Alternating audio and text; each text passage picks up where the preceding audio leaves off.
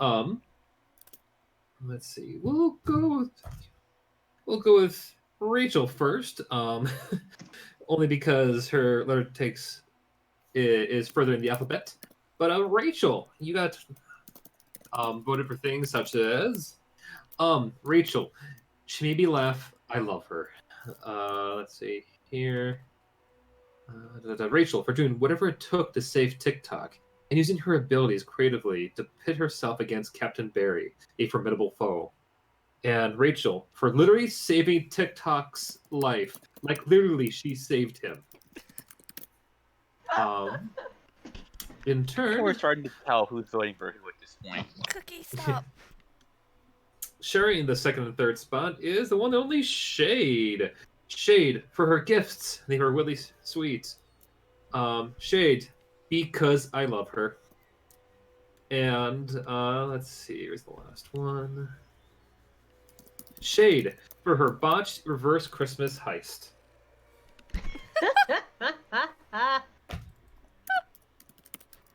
And in first place, we have the one, the only, Elio. Yes. Elio, because he's Right. baby, and my baby specifically.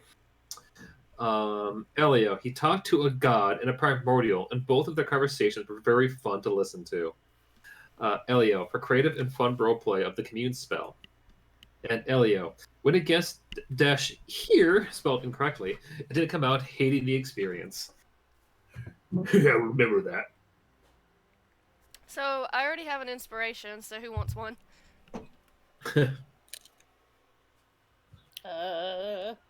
Speak now or I forever got hold your one. peace. Nose goes. You know what? I don't think Autumn currently has one. Here, I give it to Autumn. Here's your Great. baby Okay. shower present. She might You're gonna need need- it. You need that to Side. push. Side honorable mentions go for things like Bastion. You got for sassing and charity work. Also, he's Indiana Jones now, and that's awesome.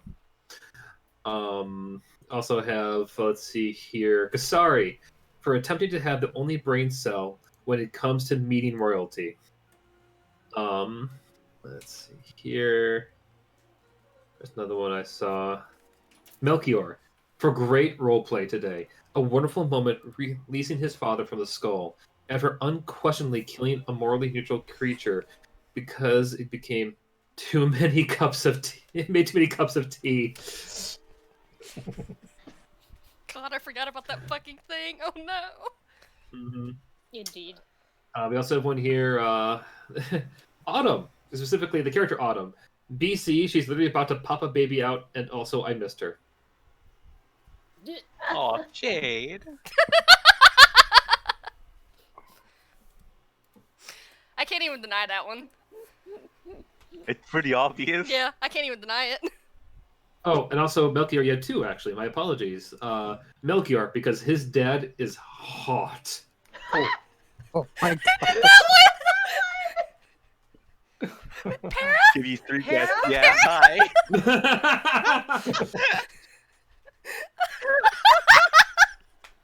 Good lord. damn. Move over, Stacy. We got a new dad in town. Oh my. Oh wow. Oh fuck. Listen, he's no Chris Redfield, but this will be. It's fine.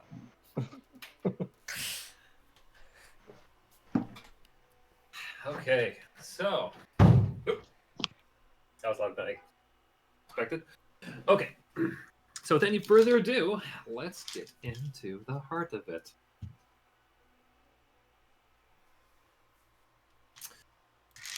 So, last session, pardon me as I pop some pills. Last session, we got to experience the part one of a episode that I planned on to be one part of. That's okay. But yes, this is part two of 60 days. Essentially, you guys have been going through a kind of a quick time jump to the next major story event, so it's been like a lot of travel time. But during this, a couple of things notably happened. One, Melchior's dad was released from the skull, having a very wonderful reunion with the Melchiors. The Moris. Maurice. God damn it! I swear to God, buddy, I'm so sorry. I don't know why. I keep thinking that's your last name. And I've been doing this for almost 3 years. Are you okay? No. Is he face first on the ground right now? He's not okay. Shit. But yes, a reunion between the Moris, which I swear I It's a will remember this as I stab the remembrance band, rubber band. It's fine. It's almost been 3 years. That's almost a quarter of a decade. It's actually past a quarter of a decade. But yes, the Moris decided to hang back in Saltmarsh to give Melchior Mori, I'm going to repeat this until I remember it forever, a chance to go along with Millie Mori to go and investigate and make sure Ember Cove is safe. Or at the very least, make sure Dominic is not hanging around there. In the meantime, they would handle the construction of the new base for the Eternals in Saltmarsh, which we will need to sit down at some point and build. Meanwhile, the party decided to travel out to follow a few leads. First and foremost was one for the Princess Callisto, Xenna's long-lost charge. She had decided to wander off to Uryale, the Dragonborn war zone, practically.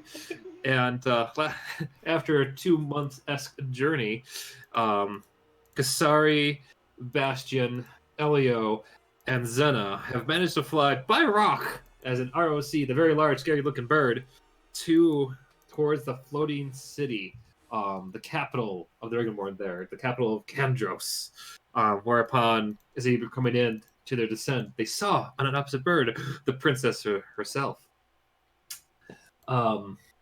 Elsewhere, we in a very far jump skip, 2 months later, dear Melchior and Shade, along with Rachel, had popped in to Autumn's home, which, among many things, had fire curtains, spinning picture paintings, a elderly, soon-to-be baby daddy, Barda, a very annoyed-looking wizard goat, and a peculiar creature that only called itself Unit 3131362.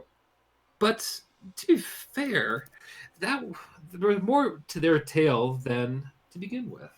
Let's jump back a little bit in 60 days to Ember Cove itself. You really should have got like the fucking the time sound effect from Ocarina. Majora's Mask. I thought about it, but That or like a countdown, like you know the beeps. mm-hmm. The beeps. I mean, during this next scene, I could totally go grab it. I have the power. But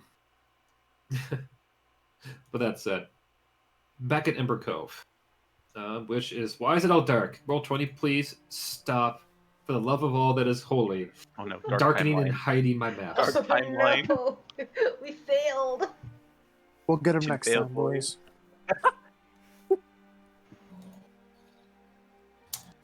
Escort mission failed. Snake. Why has it gotta be snakes? There we go. There we go. There we go. Aha. Welcome back to Ember Cove. Welcome home, Melchior. Oh, and Millie Hey. too. Millie came with us. That you did. Kill that fat fucker. Honestly. He's gone. He's not here. Indeed, indeed. Still deserve to die. So right now, we'll say, you guys are currently Oops. in the port waters themselves. Haven't gone into town yet, but Melchior, you've noticed, and actually say Shade and Rachel as well, that the towers from before are still standing, and now more than ever, giving off a ominous glow. Nothing near as powerful or as wacky wild as what you saw in Saltmarsh, but the anti-magic fields are certainly up around the area. Yeah, to test it out, Shade's gonna try and cast Sacred Flame, but I imagine it does not work. It just fizzles. You can actually, well, you can even say that down below you can hear a very distraught Mary just trying to, like, trying again and again, doing essentially the definition of insanity, trying to get different results. But I'm trying to think, does anyone actually have any magic outside of it? Actually,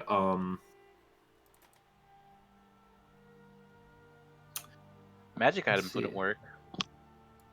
yeah, and on top of that, you guys notice as you sort of get closer, technically closer to the town, that Millie herself is starting to look a bit more scaly. Oh.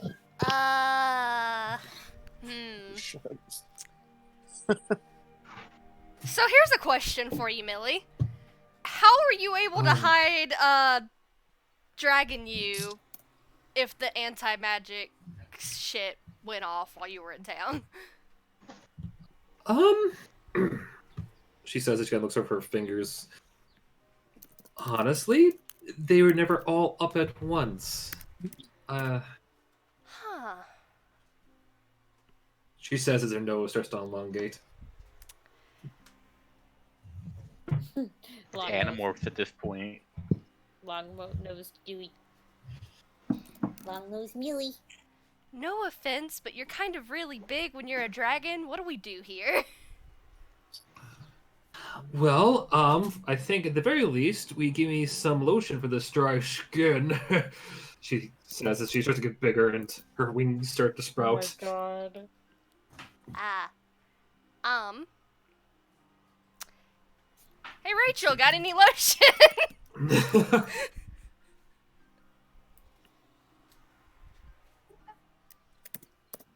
Kit that I threw.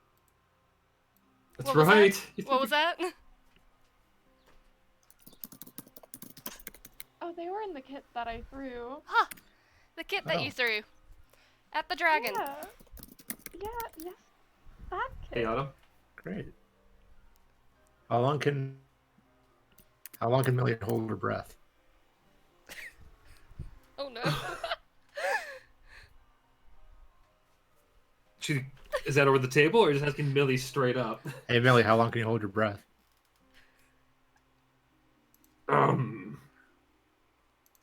Awfully long. Why? Well, we're surrounded by water. Salt water, you dingus. Why does that have anything to do with how long you can hold your breath?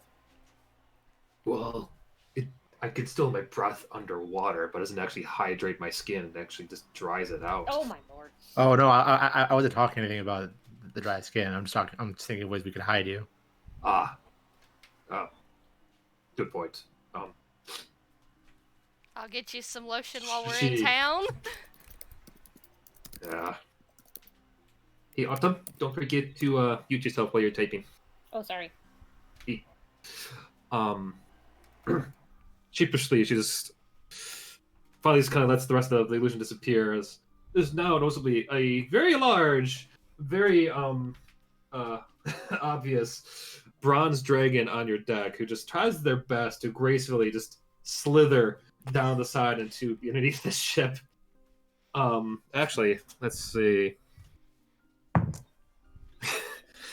She tries her best to be as sneaky as possible, but the ship actually noticeably rocks back and forth as you hear this loud kind of noise as she's now presently kind of set herself on the front of the ship as the new decoration, full on trying to stay as still as possible.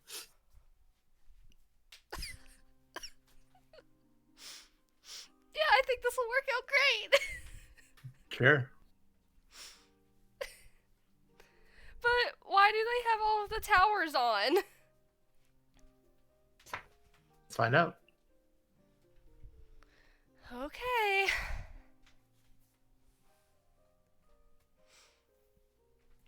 I didn't think this was gonna happen. Over the table, I didn't think this was gonna happen. Me neither.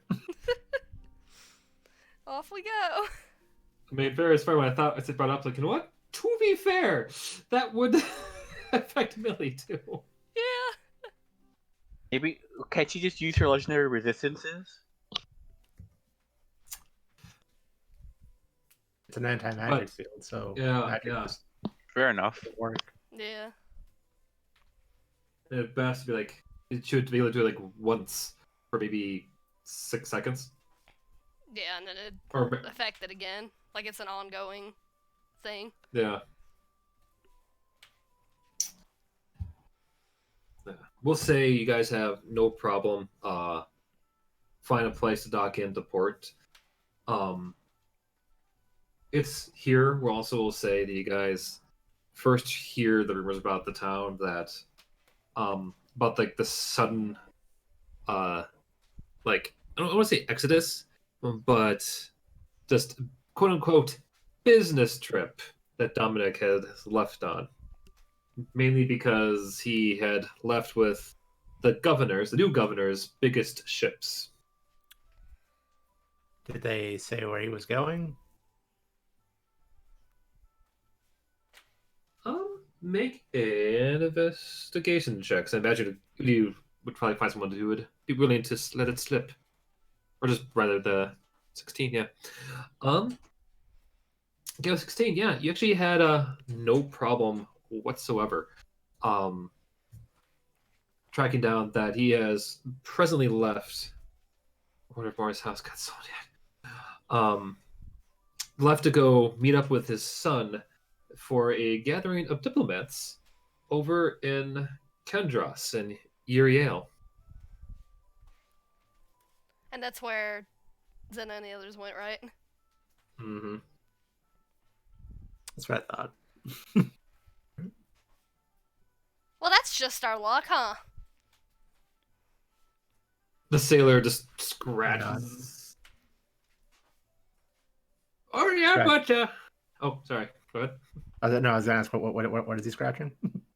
Well, he's scratching his very balding head and kind of pushes aside the two little hairs. This sailor man you found himself, you can't really tell if he is just small from age or he is just a very tall dwarf.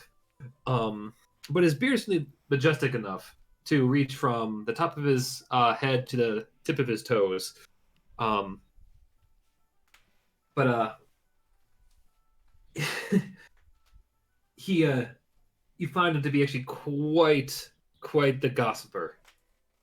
Oh yeah, yes. I mean, he left a bit ago. About how she pick his fingers. About 2 or 4 days ago. He said he had some business things to do. He also said he sent some new what do you call them again? Ambassadors. Ambassadors? Yeah, that's the word. Sent him up to a few up to Barovia to go great. make up some one of those fancy trade lines. Yeah. Great. Oh boy. Well, thank you very much. Do we need to know anything else? Yeah, how long have these towers been up and active? Oh yeah, that's true. Oh, the towers, yeah. Go ahead. I just said I already forgot about the towers. The towers, yeah, they've been there for a bit there. The previous governor built supposedly to watch over the town, but it was Dominic's insistence. Assistant. That one, yeah. Yes, that too. To get them all set up, to actually protect us from what do we call it? Sahuggins, Seguins, Sasquatches. Sahagin. You Yeah, had it right that. the first time. Woo. But yeah, we heard about the attack down in Saltmarsh. Yeah, we did too. Oh, you were there? So you must have heard about how that Captain Barry saved the town, eh? Mm. Oh yeah, huh? Really? That's what they're saying? Oh yeah, I mean that's what the official word is here. Didn't know the pirate lord had it in him.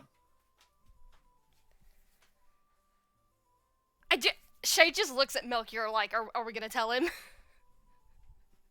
I'm like visibly angry right now. Rachel looks away. Yeah. Captain Barry did not save Saltmarsh. Oh, well, then who did? We did. Hi. Roll a persuasion check. Can I assist? By all means. Roll that again, Melchior. Oh, nice. 19. My way of assisting is, She's just gonna hold up her, prosthetic. It was like, yeah, I lost this while fighting for that city. No. Oh, you got to tell me all of it. How, did you fight all the Sahagins? Did you stab them? How did you do it? Well, you see, Captain Barry was working with the Sahagins, and I fought Captain Barry. We sank a ship. It was a whole thing. A whole thing. Oh. Who told you that Captain Barry saved the town?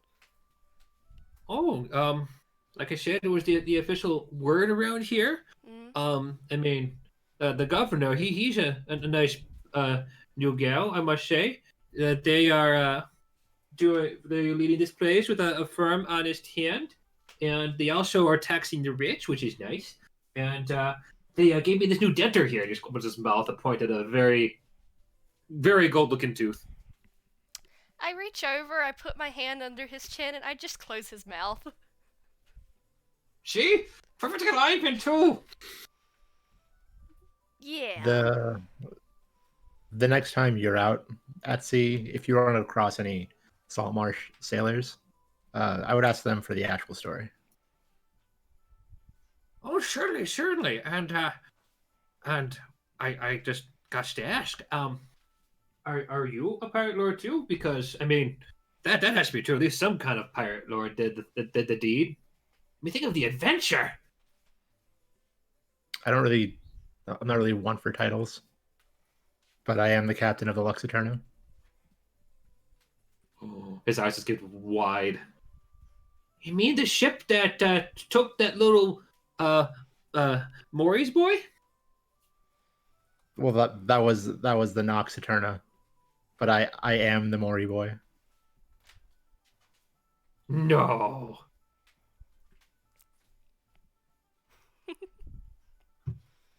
I kind of nod, yeah.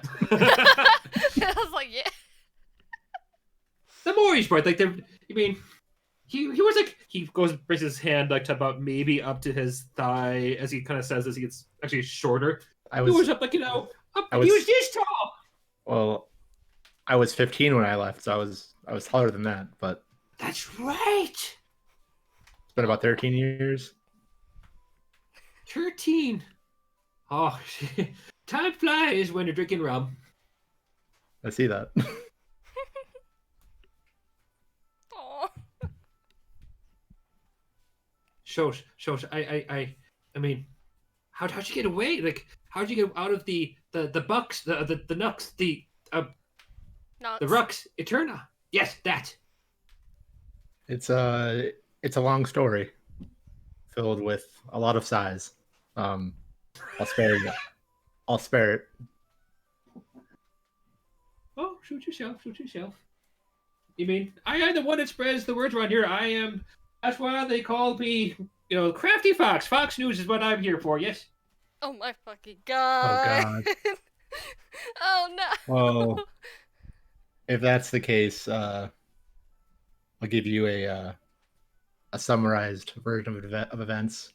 The Nox Aeterna sailed for a long time, while while I was on it, and they did not kill me when I went with them.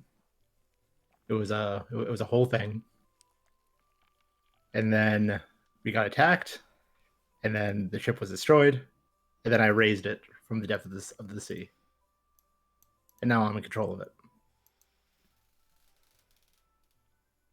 Here. Now that's a story right there. You know, like, hey, Julie! What's that, Fox? You gotta hear this story there. I'll tell her the story there, because you seem kind of busy. What kind of story? Oh, it's a pirate story about Salt Marsh. Salt Marsh? No, Salt Marsh, you crazy deaf boot. Oh my god. Well, we'll see how this goes, I guess. Yes, yeah. So, are you gonna go after Captain Barry, or you guys? I mean, I can help point you in the right direction. I can give you some advice. I can tell you more tales. Or Old Fox is here to help to save your Salt Marsh. Well, I appreciate that, Fox. We've got plans at the moment, but if you happen to know where Captain Barry is, we wouldn't say no to a little information. Or if you know how I can turn off these towers, because they are not good news. Yeah. There's not. I mean, we haven't had any problems since they've come up. Sure, we've had the occasional annoyed wizard from Silverrot, but outside of that... Well, I've seen these towers corrupt people's minds, take away their free will. They're not good news, ultimately. Oh. And you would know about the news, wouldn't you, Fox? Oh, yes. I know all about the news here or there. Well, if they are as bad as you say they are, I would reckon that you should probably get them turned off. But I suppose only Dominic himself, because he insisted, just for the safety of the governess, that she could keep to her tasks, and he would focus on keeping the towers protected. Mm-hmm. So he really has the only key to them. Well, we know where he's at, and we'll figure out how to get in touch with him. Oh, good. You tell him I says hi. Will do. Well, you kids have fun now. I'm gonna go and spread the good word about the. He goes and slaps your shoulder on the side there, Maury, about our hometown hero. You do that. Thank you. Yeah. All right, Julie, what? I got to tell you the story now about Salt Rash. No. And so on and so forth as he wanders off to the local pub. What a charming little town. Something like that. It used to be. We'll get it back. It's a little bit strange because Drake's last name was Fox. I wonder if they're related. Maybe. Probably not. What's next on the agenda? We should probably hurry up. I don't know how long Millie could be as she is. Well, I don't know how we're going to get her through this town while these towers are up, because we're continuing on foot, right? Or are we taking the ship there? Because it's all river from here, right? Is it over the table or to each other? Over the table. I don't remember what the map looks like. Oh, yeah. Well, technically, yes, there is a river. You could... A river that can fit the ship? Yeah. I mean, if you consider that, it's basically there's a variety of large rivers that a certain DM intended to make big enough for ship travel. Okay. But there's actually a few that go towards Pelennor. There's one that does lead straight through Ember Cove. You can kind of see it up there. Yep. Oh, there it is. Okay. and another one right on the border of Florin and Faerun. Okay. Both will lead relatively close to Pelennor. Okay. Neat. Okay. Then yeah, we'll just get Millie through that way. Yeah. She'll just probably have to stay low. At least till we get past Ember Cove. Did you ask her how good of a swimmer she was? I did not. Do you think she could just like pretend to be an alligator and just like put her snoot above water and just swim? It's a big In the fucking water. alligator. I didn't just say it. I don't know. Do you have a better idea? We'll go over our options. Stick up her snoot. We'll ask her what she wants to do. I mean, she wants to just like fly over the town too. That's true. I didn't want to start a panic. Mm-hmm. I mean, if she flies high enough, you can just get cloud coverage. It'll be fine. Yeah. Yeah, we'll just do that. We're over here being complicated. What a fucking submarine, a goddamn dragon. Which would be funny, because I was even thinking up if we had her do that, how she could like go and bump into Fox himself and like ask for Tree Fitty and get this whole like Loch Ness monster story going on. But Whatever it would be you sensible. do, whatever you guys do, just get the luck to turn up into the fucking river before a boat named Ever Given shows up. I'm telling you now. The what? Ever Given. The Ever that Given. boat that got That stuck. blocked the Suez Canal. Yeah, Oh before I get my stuck. god. Gotcha. They'll Gotcha. never be able to get out. Time limit. All right. Well, I do want to stop by the house just to see what it looks like. Yes. And then I don't really have much else to do here if I can't turn off the towers. Well, I mean, you can't turn. Well, here's the thing. Sure, you do not have the key to the towers, but doesn't mean you don't have a way to destroy the towers, if you know what I mean. Oh yeah, I could destroy them, but I can't use magic. Tactical dragon nuke. Would Millie's magic work? Like, would she be able to do Well, I'm so? just saying, like, drop a giant rock on him from up high. Yep. Yeah, I guess we could do that. Yeah. Okay. Yeah. There's ways try that. around. There's no ways around magic. You might miss, but like you'll hit it eventually. We'll Yeah, have like- more of Hagatha's nitroglycerin. You know, Jen brings up a good point. Magic doesn't work, but dragons are big, and just launching the dragon's body into the tower could also destroy it. Oh yeah, just a dragon catapult. Just like Let's build one of those. Millie. real quick. fall Hear from me the out. fucking sky. Maybe you can cast disguise self on Millie We and can't- make her look like something But else. the magic will stop working, Yeah. right? We can't use Good magic. point. Yeah, we can't use disguise self. Fuck it, All let's destroy some Put it- towers. Put a giant cloak on her. Put a giant cloak on her. The beast of the sea. There you go. Make a fucking cryptid. Oh my god. How many towers are there? I know that there was one. There's All right. Basically, there are 1, 2, 3. okay.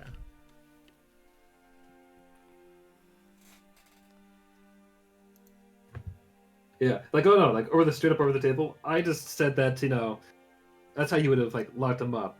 I never said you couldn't get rid of them another way. Yeah. Well, I'm thinking of it as more of like an issue of optics. Like we come in here just destroy the towers and leave. Like, fuck it. Let's give it a try. Yeah. Okay. Would you want to do the tactical rock drop? Well, there's 3 towers. One of them we might be able to hit from the sea if the ship has cannons. And then 1 or 2, yeah, we could probably try to drop some rocks on them. I don't want to make it like This is tricky cuz it's like I don't want Ember Cove to like turn on us That's true. if they think Well, we're attacking them. that's a good point. Well, if Millie just flies up ahead, like up above, and just drops some big rocks, there's no way that could be tied back to us. Just, Yeah. angry dragon attack. Let's do that. Yeah. Angry Okay. Dragon attack. Then once the towers are gone and there's no more anti-magic, then Millie can come back, transform, and we could just be like, "Oh no, what happened? What are the odds? Wow." Good thing those evil towers are gone. Okay, before we have her do this, would you guys like to do anything else, like to prep the town? While they're doing this, Shade's gonna kinda not be close to the towers, because, you know, she doesn't want to die, but she does want to kind of, like, make sure people don't get hurt. Yeah. So she'll be, like, around each tower every time they move to destroy it. Millie moves to destroy it. Shade's gonna make sure, like, no one is around to be hurt. Okay. I mean, after the first attack, probably easy to make them scatter. Yeah. Yeah, but that first one, just want to make sure people don't get hurt. I also just kind of want to like go around town and be like, man, ever since those towers have gone up, I've been getting a lot of headaches lately. You guys been getting a lot of headaches lately? There you go. That's the kind of stuff I was wondering about. Yeah. Roll a performance check there. Ornament.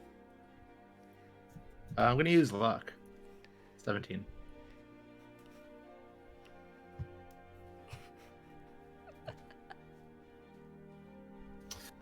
Okay. And Nataline, why don't you give me a stealth roll as you try to help? Make sure like no one gets smushed. Cool. And last but not least, Rachel. What are you up to during all this?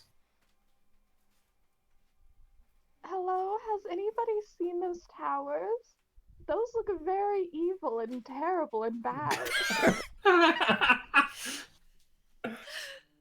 guess performance as well, then. Yep. Deception. Yeah, deception. This is true. Deception. She's not really lying. These towers are pretty evil and bad. Been used for evil. This is also true. In that case, your choice there. Either you can see how you perform, because imagine you would go around town changing to different people to really help spread the rumor. All I So can think there's- about is the genie from Aladdin changing into various people Yeah. that are blue, just going like spreading rumors about Aladdin. She can do that, too. She can do it. That- That's all I'm thinking about Yeah. right now. Real quick, can we talk about that 30 in performance? The first roll? I mean, the second one? Oh Yeah. my god. Damn. Amazing. It's not bad either. No.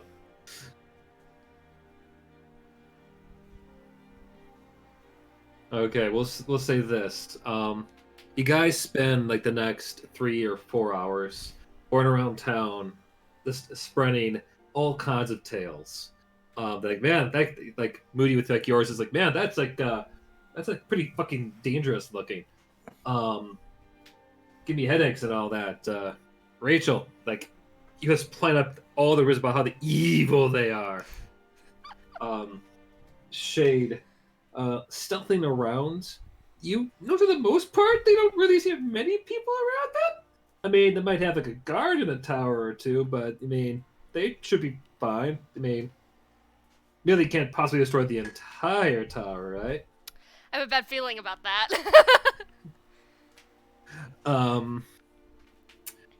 In turn, Millie will also say was more than happy to take part in destroying Dominic's shit because he wrecked her family's shit and he kind of wants to get back at her. Yeah, fuck that guy. is. Yeah. All this comes to a head, Melchior, when you finally get a chance to get back to your house. It is now even more dilapidated than it was prior. Really fixed It looks- at some point. Yeah, it looks like after you all left the first time around, looked like Dominic had sent people through to ransack it even more. What a cunt. But despite the fact, looks like the windows are chopped in, walking inside, anything that was attacked prior has now been broken to bits on the floor. Is there anything in particular you're looking for exactly inside the place? I just wanted to see what Dominic did after we left.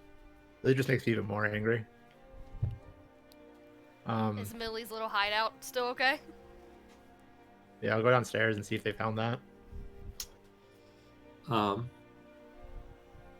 Going to where their secret door is, you find that it has been left untouched. Neat. And opening the door, you looking down below at her treasure hoard, still glistening with all kinds of doodads and what's-its. This, actually, come to think of it, would be your first time to be around your sister's, technically your sister's bedroom, without her knowing. I knocked some stuff over just for fun.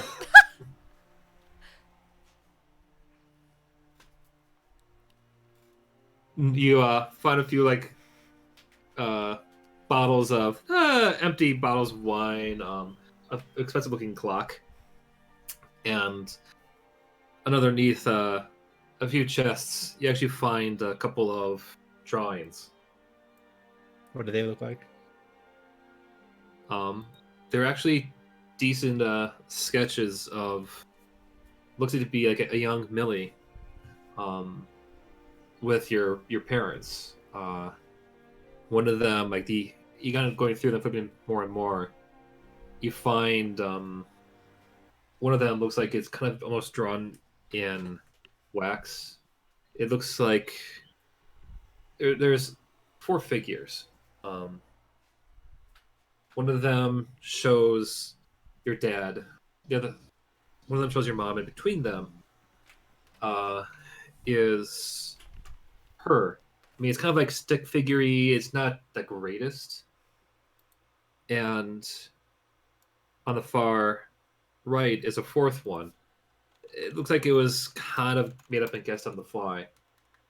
But you notice that below them, written in kind of scriggly Draconic writing. Do you know Draconic at all? Nope. I know Common and Celestial. Okay.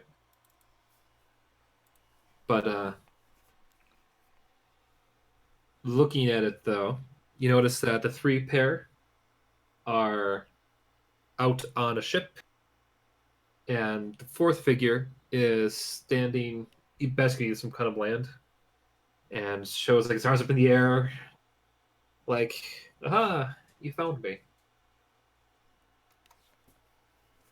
Oh no. Oh no.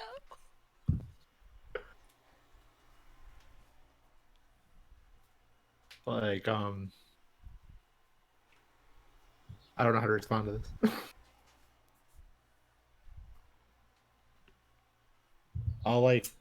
I'll take them and I'll fold them up nicely, and I'll plan to give them back to Millie when I see her. All right. Do you look for anything else while you're down here? Nah, I mean, I don't want to ruin her privacy or whatever. No, just break a few of her things. I was just knocking things over. Like, she fucked up my room. Okay. Okay. Break it. No, I'm just knocking things over. I'm not actively breaking things. Sibling rivalry. Yeah. Turn over chairs. Yeah, exactly. Like, you messed up my room, I'm messing up your room. Mm-hmm. I will say this one last thing you do find down there, though. With your passive perception, you probably pick up on this right away. But you also find on a shelf leading out towards the door one of the model ships that you worked on as a kid. It was one that, we'll say you actually never got around to finishing all the way. Like, it was halfway done when you were taken from Ember Cove. But by the looks of it, someone with not as well expertised hands helped finish it.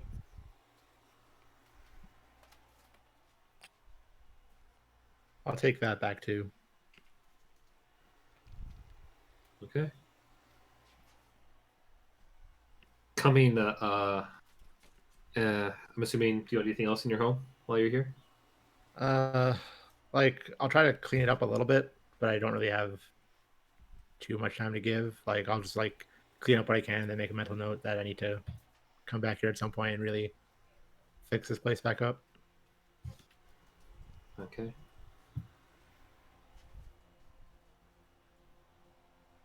As you clean things up around the place, Lee's trying to do a few things to not make it be an entire mess when you come back.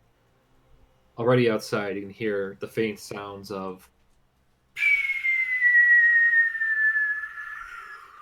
followed by a loud crash or crunchy noise as the shouts of screams and alarm bells going off in town as one of the towers gets thoroughly crushed by a very heavy sounding object. As you continue in about like 10 minutes apart, more cries, more shouts in town as you undo Dominic's handiwork. You kind of realize, yeah, you're not doing it just inside the home, but across town as well. I look over to like a dusty table or something, and I snap my fingers and see if it gets clean. Like trying to prestidigitation it clean. You do it once, nothing happens. Mm-hmm. You hear a loud grumble and bang. The windows actually, the ones that are at least partly still there, shudder from the tremor as dust billows. You go for the second snap, and the table cleans itself. Perfect.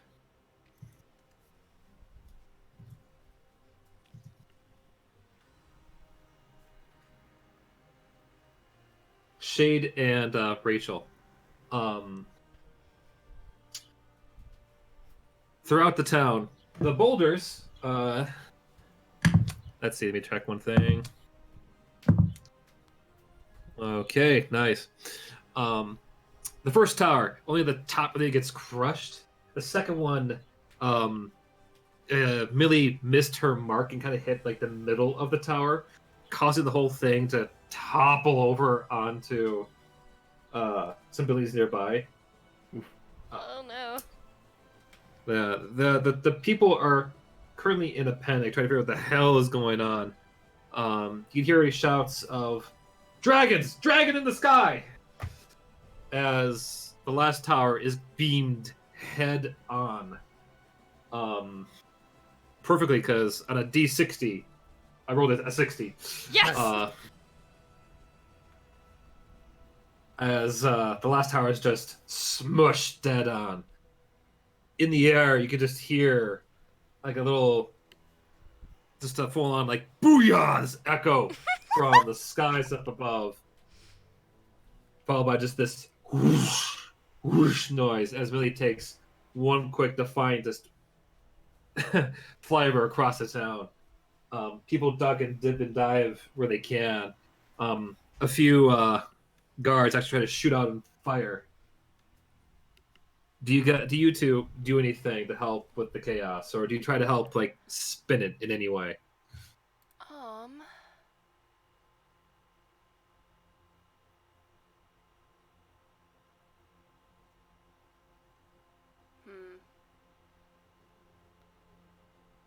Are they trying to? They're about to start firing at Millie. Mm-hmm. Well, those that try miss, but there's a lot of chaos going on right now, and not a lot of answers. You can see the panic setting in. I'm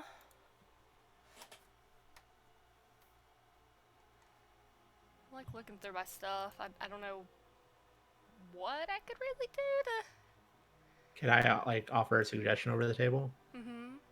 Like metallic dragons are normally seen as like good dragons, for the most part. So like if metallic dragon's angry at these towers, then Okay. in that case, Shade's gonna kind of like. Is Rachel next to me? We'll say, yeah. Okay. She's gonna grab Rachel by the arm and kind of like duck behind a like a stand or something, just to kind of like hide themselves. And she is going to yell out. She's gonna yell out, "I thought metallic dragons were good. Why is it attacking the towers? Does that mean something about the towers?" Like trying to like egg people on. It is like, hey, metallic dragon equals good. Why is it attacking the towers that are supposedly supposed to equal good as well? Put pieces together, people. I told you they were evil. By God, she was right! What do I have to roll for that? Roll a performance. Performance. Do I get advantage if Rachel was helping?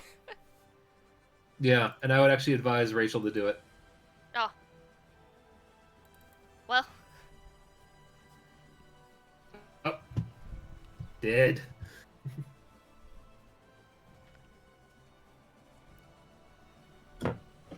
$29. Yeah, Rachel can do it. That's fine. Rachel's the bard.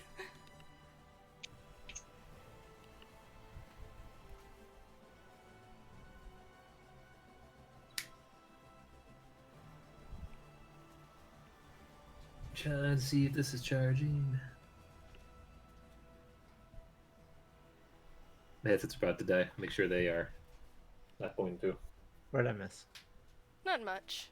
We ducked dear. behind a stand to like, kind of like. We said that metallic dragon equals good. Tower probably not good. We're also hiding to make sure it doesn't get tracked back to us. Mm-hmm. Good idea. Nice. And Rachel rolled a 29. Nice. I see that. Okay. All right. So, yeah, you guys managed to pull that off without a hitch. Doesn't take long for the word to kind of spread out. A little bit, actually, a bit of of old crazy fox, to go about sharing like this growing rumor that either the towers bring bad luck, or that they upset dragons, or just overall not a fan. You can trust it. You heard it from a stand. You heard it from a bush. You just No, heard that part it didn't from happen. the crowd, you know. Yeah. But overall, with the towers destroyed, and let's see, only 4 wounded. The buildings put in place by the Black Network have presently have been disabled. Hell yeah. Give I see up. this as a success. Hell An yeah! absolute success. Before we shift to the next part, is there anything else you guys like to do? I won't linger too much on it RP wise, but the people that are wounded, could I see them at some point to like heal? Yeah, we'll Okay. say that you have a chance to heal up. Okay, then I will heal the wounded, and that is all I will do. Captains? I will also just go around town and make sure everything, the majority of the people are okay. And then I'll regroup at the ship with everybody and give Millie her stuff. Yeah. Rachel's gonna go around town and basically say, "I told you." Oh my god.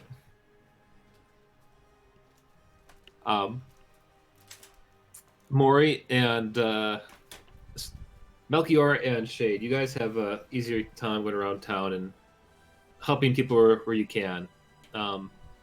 Millie, to your credit, didn't cause too much damage to the town, just a very disgruntled shopkeep who's veggie stand is just gone. Oh. Poor cabbages. Was I wasn't it gonna say it. cabbages? Those poor cabbages. Say it, coward. His poor cabbages have been crushed by the tower. My cabbages. My God.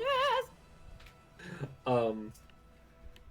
Rachel, you get a lot of very confused, but just like knowing looks like, I see.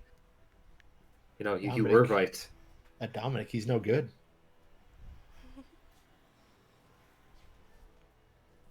Some of them, you know, you find don't buy that too much. Like they give excuses like, oh, maybe you just didn't know, maybe they need to do them differently next time, that sort of thing. And Maybe they shouldn't be evil next time.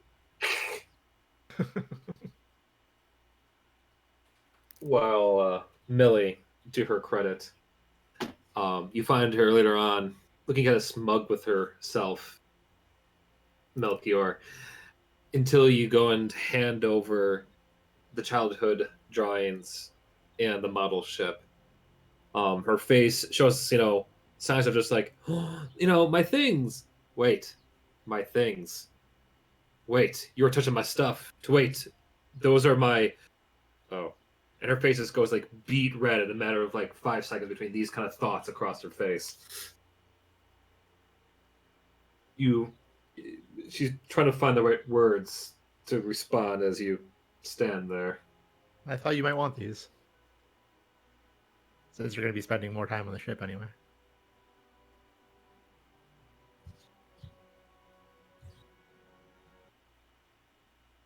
And you don't think it's weird at all?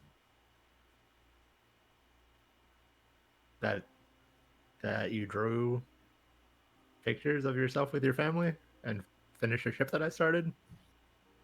Why would I think that was weird? Well, you didn't really know I existed until God's help me, like 3 months ago or so. Yeah, but I mean, that doesn't change the fact that we're family.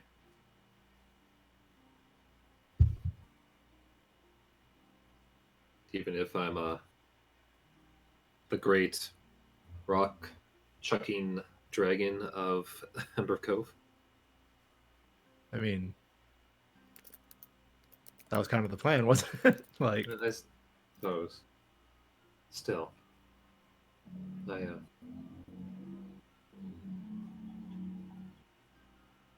only going to tell you this once, because our parents are here to say this and give me time for it, but I'm happy you're back. I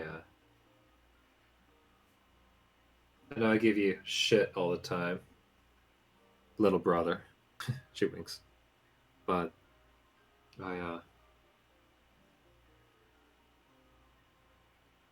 when our parents took me in, and I realized that not only was I alone, but had the chance for more family out there. It took everything for me to not go out looking for you. I guess I just can understand not having family, you know? that makes sense. Oh, if you had tried to find me, it might have gone a bit messy.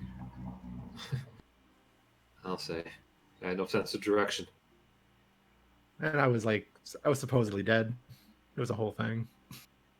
True. I didn't know any better, though. Yeah. It would have been nice if you could have found me, though. But it all led us to all of this. These adventures, saving these people. Kind of all worked out in the end, right? Yeah. Yeah, I won't lie. I've become quite fond of a lot of you all. and I would hate to see you guys have all the fun without me. I mean, they're all right, I guess, but I'm glad that you're deciding to stick with us for a bit.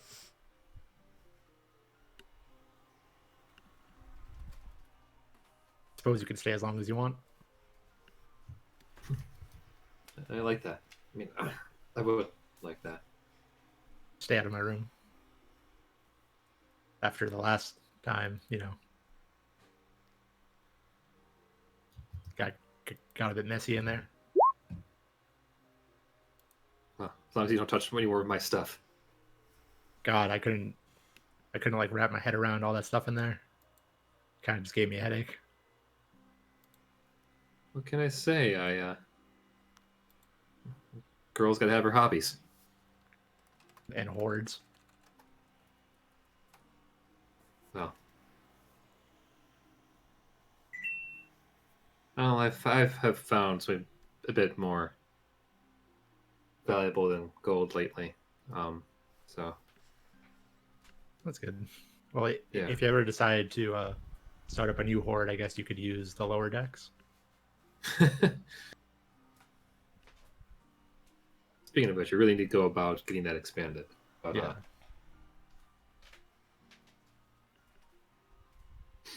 she goes and takes the stuff, and if you tell anyone I got this mushy out, I'll kick your ass. She says with a smile. You could try. You're on, dork. Whatever you say. I do air quotes, big sister.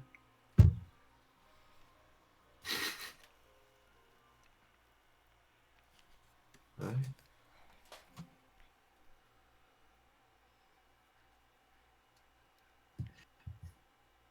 Xenna, Bastion, Elio, and Kesari. Oh boy. Woohoo! Hello. Whoa. Oh. Oh. At this point, you guys have come into full view of the city of Kandros.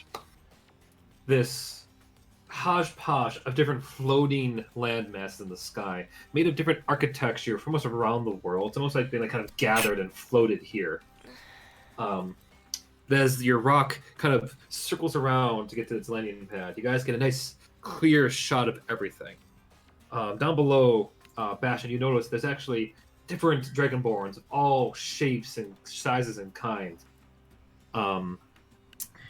Let's see one thing here. I'll just put that in later. Okay.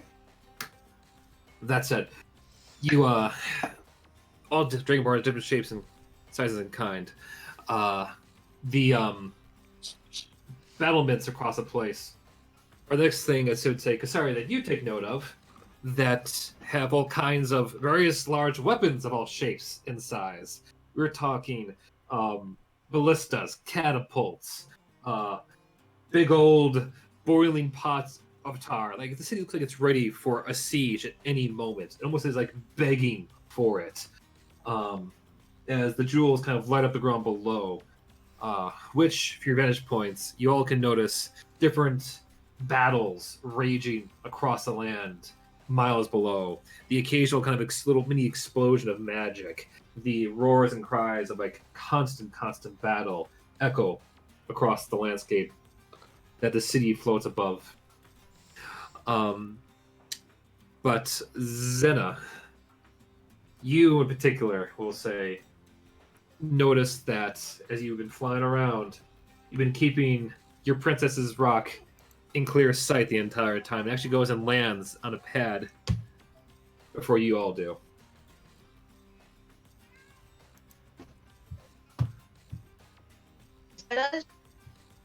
Oh. Staring it down.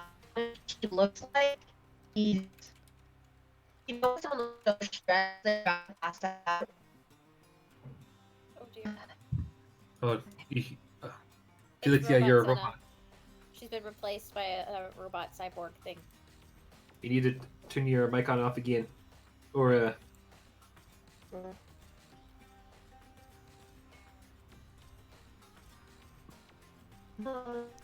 Felix?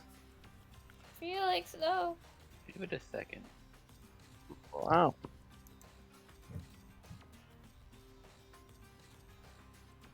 I missed them already.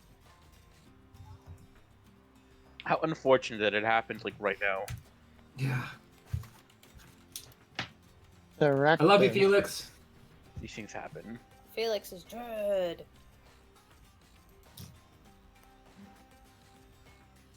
No. Oh.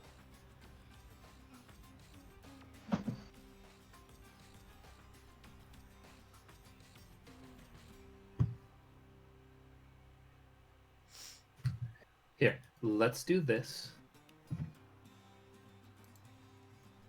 Give them a chance to get the stuff working. Okay.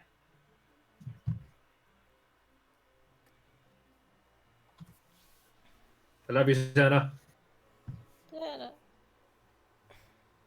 Felix.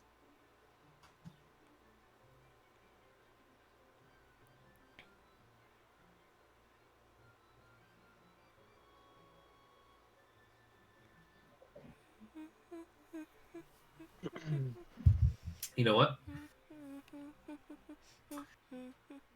I just remembered that we probably have our laundry still in the dryer. Oh. Miniature break. You know what? Okay. You're right. Maybe Oh, we should... there you go. Hey! I got the internet restarting. I'll be on the phone data for now, I guess. Okay. Dookie. Ooh. Alright. Do we need to...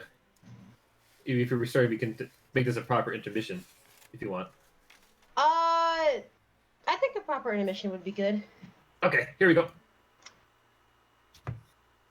Alright, go get your snackums, breakums, and in our case, the laundry. Alright. Avengers, We'll be right back. disassemble. You know what? It didn't happen yesterday, but I guess it just happened today, huh? Yeah, I guess. Yeah, I feel you, buddy. The same shit happened to me like the other day. We were about to fucking do something. Internet cut out completely for like a good 20 minutes. It was annoying as So hell. sorry. Hey, listen, I couldn't bite the bullet twice, alright? I couldn't save you. I failed. I shouldn't say anything, I might get karma. What No. are you getting karma for? Internet going out again? I don't know. Oh, no. You never know.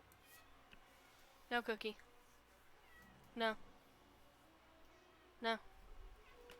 I don't understand how you can look at that fucking cat and just say no to it. It's so abominably buff. I'm powerful. All knowing. Meow. Meow. What? And when, God, fucking cookie.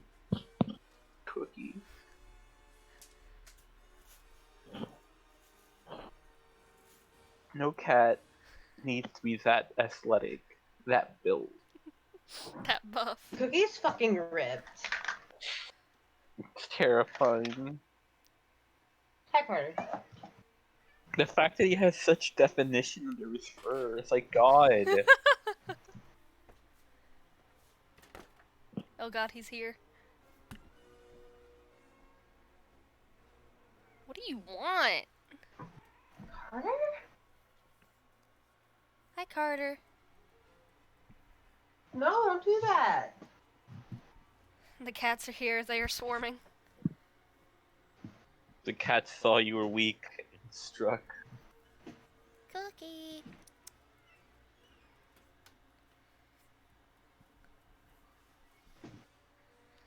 Cookie's here. Oh, Yes, God. I will cut a cat. Okay. Cookie I'm gonna get my charger just in case. Again.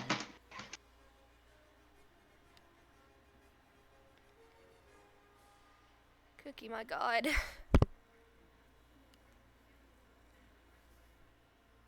He's stepping on my chest and it hurts. He's heavy.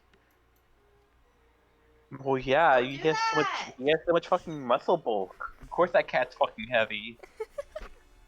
Okay. Lay down, weirdo.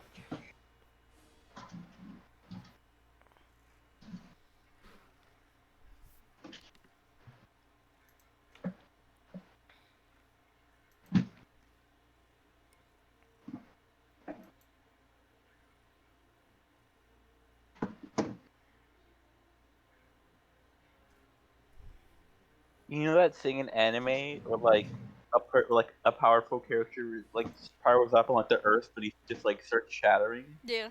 Like they're That's just what I standing imagine there. Cookie could do.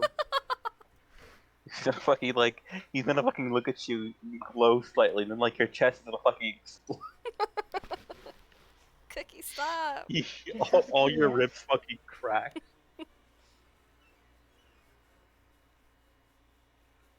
Hey, Cookie. Oh no. Okay.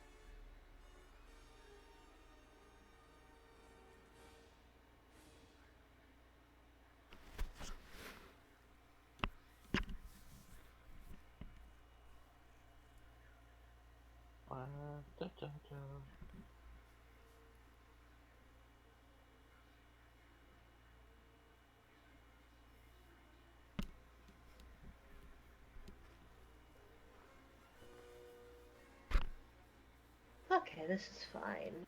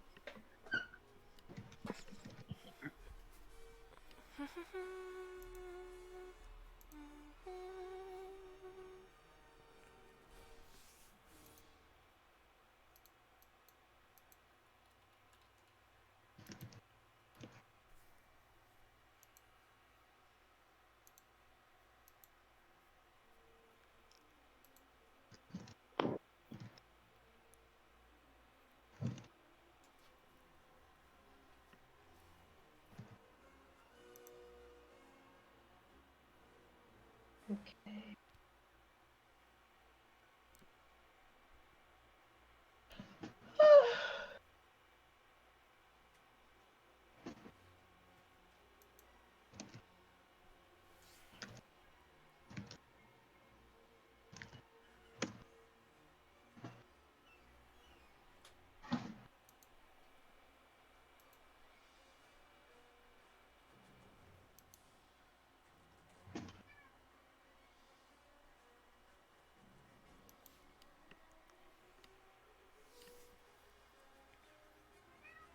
What? What? What? What? He screamed. Here you go, Jen. This is all I'm giving you.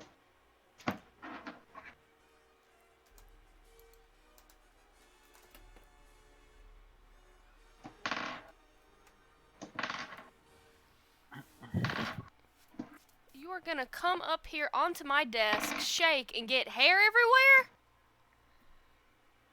Yes. Go shed your coat I can't somewhere tell you. else. Can't tell you anything about that, Jen. I'm sorry.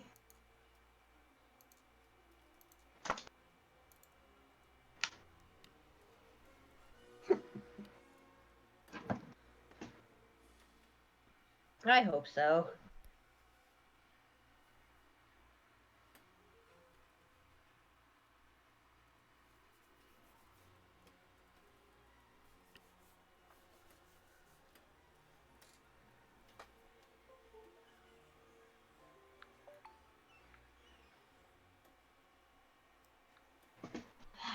me see.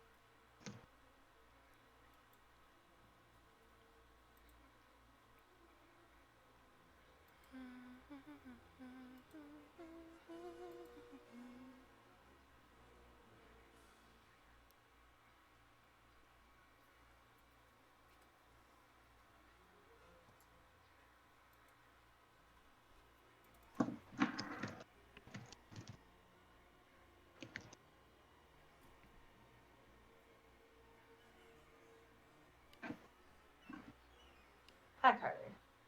Hi, Carter. What are you looking at? Oh? Does Carter know I'm a Oh? fan? Do you know Natty likes you? She's a fan of you? Gross. Oh, do you want some pets? Come here, come here. He like, natty when fan. I said that, he wiggled on the floor. Oh, Like yay! a worm. Yes, look at you. Oh, look at you. How have you been? Cookie, why don't you wiggle on the floor? Why don't you go wiggle on the floor right now instead of being here wiggling on my desk? Scar can't like fit on my desk anymore. It's really sad. Wait, maybe you can. Yes. What do you think, Carter Cat? He fits. Jingle, jingle, jingle, jingle, jingle. It's the only sound you guys know Carter can make. Hi, let me lift you in the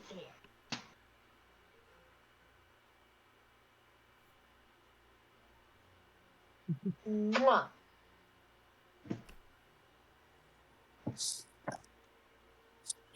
That's water. You have some of your own downstairs. Come on, you can reach. Carter. You're so lazy. Carter Cat. Hi, baby.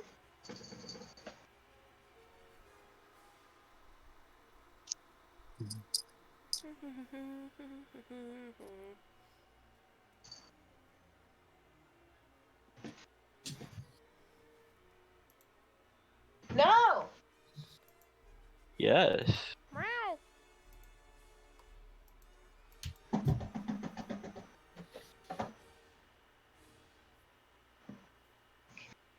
Free, free, free, free, free.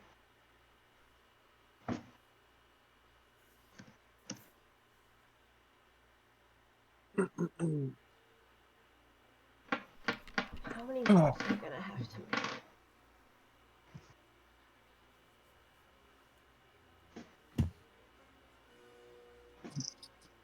Hello. Hello. Hi. Already done. Hi. Okay, so I definitely heard Felix, Pura, Natty. I know Autumn's back. Maury. Mumble. Already done. I will. Hi. I heard the gun. Oh, phone Mhm. call. And we just Uh-oh. lost Para. Okay. Bye, Para. All right. He gone.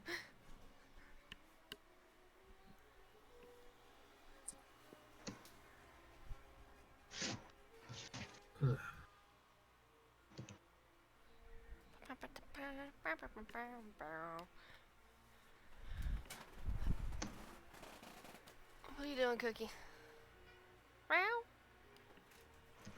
Wow. Come lay down. Lay down. Come on. Over here. Okay, that's 3. 2 done on the Sims. One will have to be drawn.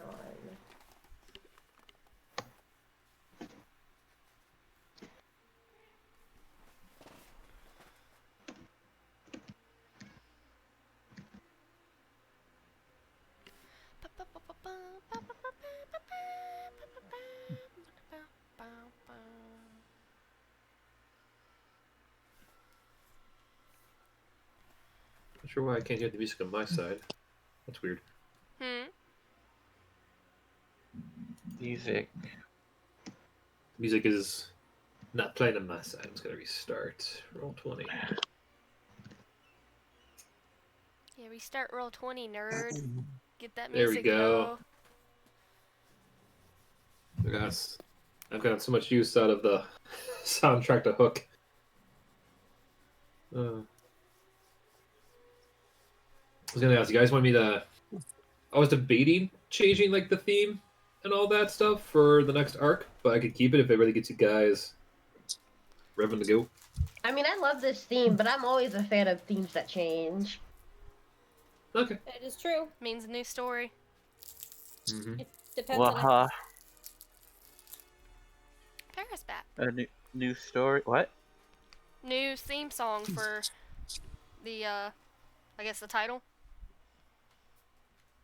Could be. Could really be. Hmm. Feel like a new season in an anime. And Yeah, just put on a different opening title. Yeah. I'm a big fan of that. Mm-hmm. Basically, just turn it into whatever fits the vibe of the book we're going into. Mm-hmm. We'll also do that like that older anime trend. Everyone gets the character song. There you go. Everyone just records their own anime song. Oh no! Yeah, you know that old thing. Dude, I don't think it's common as it was back in the day, right? They definitely did it for They did it a lot back in like the early 2000s. Haruhi For Suzumiya, sure. Lucky Star did it. Mm-hmm. Here's another one I'm Every- thinking of. All the main characters got their own fucking song. Ridiculous. Like they I made miss them. that shit. Yeah, it's like they made Yeah. them record it and shit. Yeah. I feel like I was all surprised. Fucking the Kirame just got their own fucking character songs. It's such a big Yes! surprise. That hasn't been a thing in like forever. What characters? Sentai. Oh, hell yeah.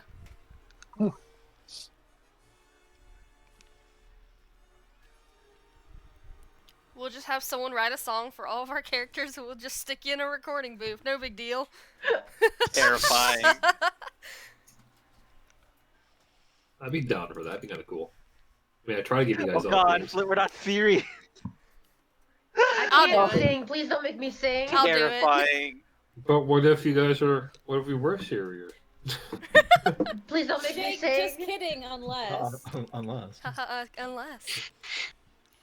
Ha ha ha ha ha. Pair the drum strikes again. Huh? The drum strikes Oh again. right. You can play drums. Yours could just be a drum solo. But that's not even my character. The character that the drum is dead. Well, The then Natty's could be a drum solo. Yeah, it's like the drum plays in Shade's song. And then you just hear the sound of Shade running as the drum follows her with increasing intensity. Yeah, like that. I can imagine. Occasional fuck thrown in there. I'm trying to think. I could imagine. Rachel was like a fun, like jazzy noir song. I think Rachel's theme should just be the Hildebrandt theme. No. That's Scrib's theme, though. I thought that. Wait, Scrib's theme is the Hildebrandt theme now? Yeah, it changed. Yep. I didn't realize you changed it to that. A jazzy noir Yeah. theme for Rachel, though, sounds good. It sounds like a good idea. I agree. Yeah, because Scrib's original theme, because it's technically his third one, was more jazzy noir. Like the Hildebrand's theme, yes, it is Hildebrand and very on point for the humor I do with scripts, but it actually is the closest I've heard since losing the track over a year and a half ago. Aw. This fucking drum. Always following you, Shade. Always following. It's attached to my belt, of course it is. Part of me, I'm not sure if I could actually add any more weird magical crap to that drum, but part of me wants to be like, if you ever try to get rid of it, it would show up like on your nightstand the next day. Just mild teleportation, yeah. I mean, Yeah. probably. It's got a homing instinct. Soulbound shit exists, right? Yeah, but Shade wouldn't get rid of it. Well, I mean, in case it gets displayed or whatever. Right? Like if she's in haste, loses You it. fucking say if you were on the bird, like you took a fall or a hit and like it fucking went flying or something, you know? Oh, she'd be upset.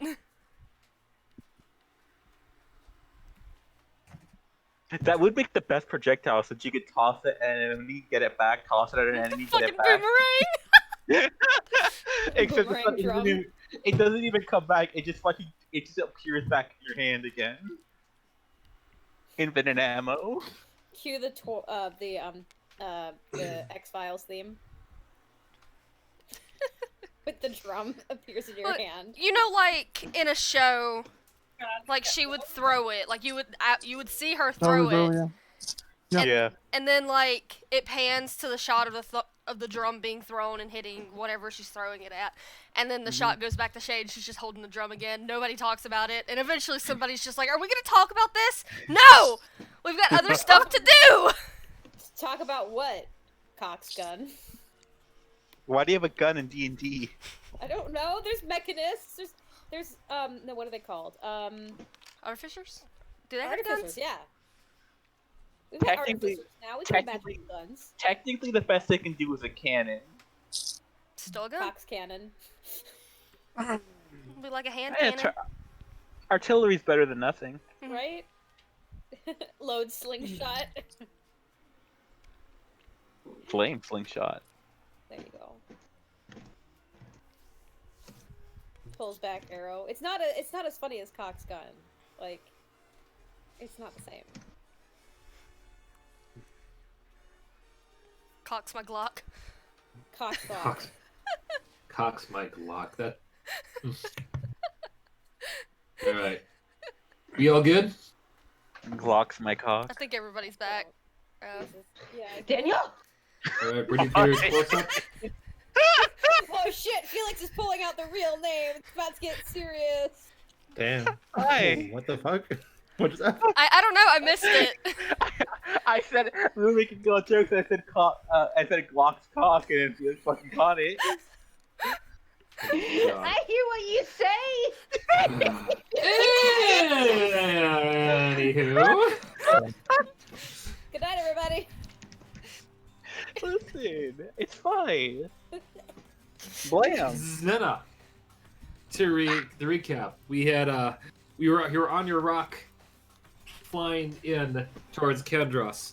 You can see ahead of you your princess's own like rock, landing on a pad as your own starts to sail past it to a different one.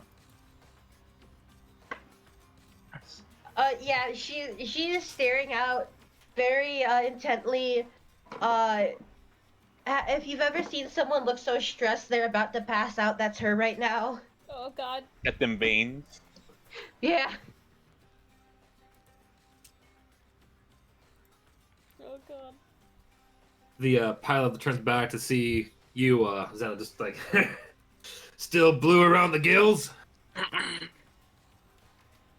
My gills have never been blue. Well, make sure you don't go puking up into the guts of my bird. Ready yourselves for some landing. And with that, the bird just goes to a steep dive before swooping up just in the last second and just landing on the pad. Kesari tosses her hands up. Ellie does the same. Yay! Roller Bastion? coaster, buddy. Hello? Hi. Hi. Just wanted to see if you were joining in with the landing festivities. Landing, woo! Oh, I land. I'm very more concerned with the safety. He's over here rating the safety of the roller coaster. Everyone's like, that was awesome! The one person who listens to the flight attendant. Very good. Nod sagely. Oh, I got a better one. The one person who doesn't jump on the when the school bus hits the bump. Do it! Yeah. Yes!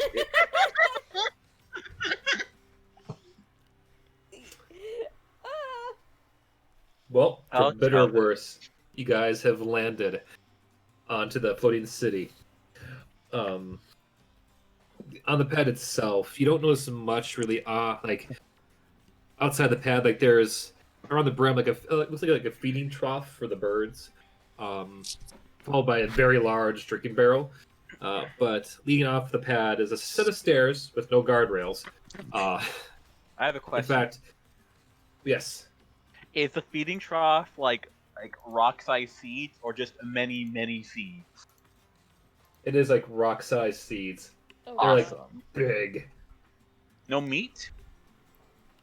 Oh, there's some meat in there. Awesome. Okay. That's all you need to know. Curiosity It is sake. like the very large, essentially like coconuts are mixed in with what looks like to be kind of like a couple days old slices of beef, venison, Oh, fish. that stuff's probably rancid now. It is pungent. The birds will eat it. Birds eat a lot. Honestly, Xenna would still probably eat that. Don't. It's seasoned. Is it? Yeah, he said they put basil on it. What? Yeah, someone said. Was you paying attention? I must have like that. That part must have flown out one of my ears, in one of my ears, and out the other, because I did not hear that part. Season it with basil. Okay. Days old meat. All right. Sure. What said it? I don't know what the fuck you want. I don't know. I'm still like, is that gonna help? Like, Continue. I'm sick of this. Well, you you asked about the food, damn it. well, you crazy kids.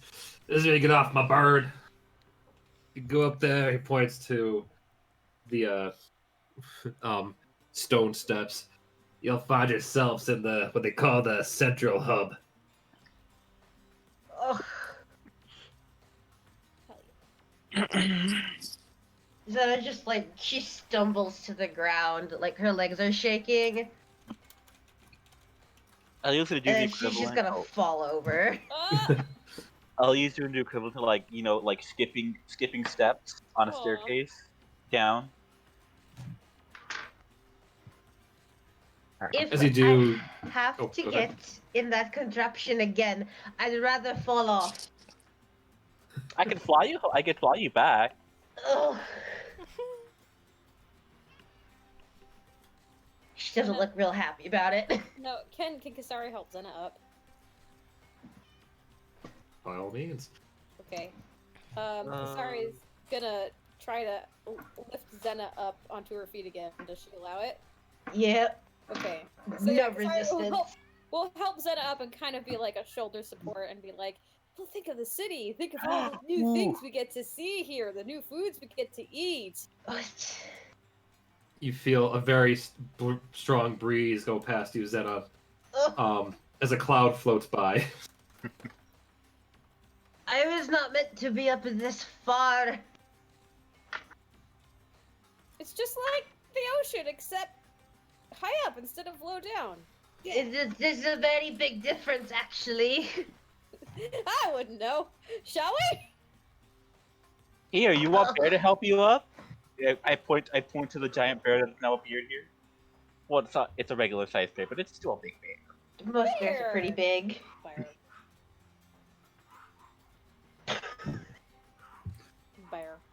Xenna's... She's just gonna pat the bear. Bear sound. That was a pretty good bear sound. This is a really good bear sound, Daniel. Yeah, I was gonna say. She says, take a deep breath. I am fine. She does not look fine. Her hair is frazzled.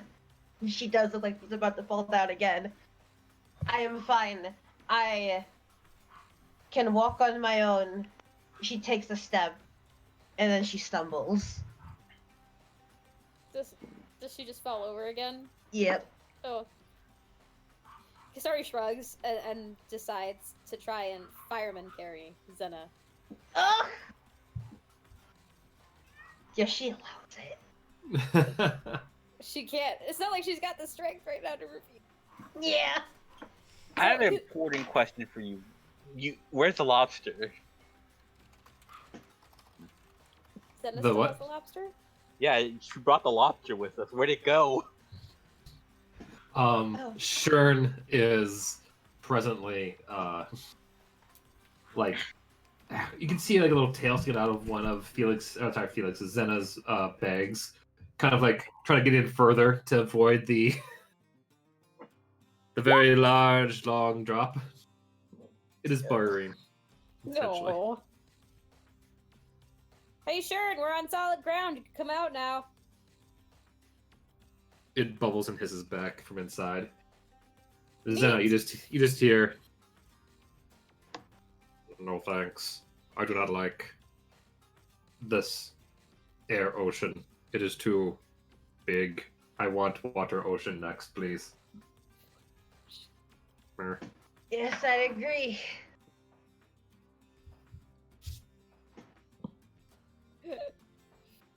My God. Well, I guess Kesari's just gonna carry them both. Okay. Yep. You can put 'em Thankfully, on the my bear. lobster's a lot lighter than the fish lady. As you, Xenna, you watch. I'm assuming the rest of you all kind of take the stairs just fine. Of course. I Okay. mean, do I need to roll a strength check to see if I can carry Xenna, or do I just do it?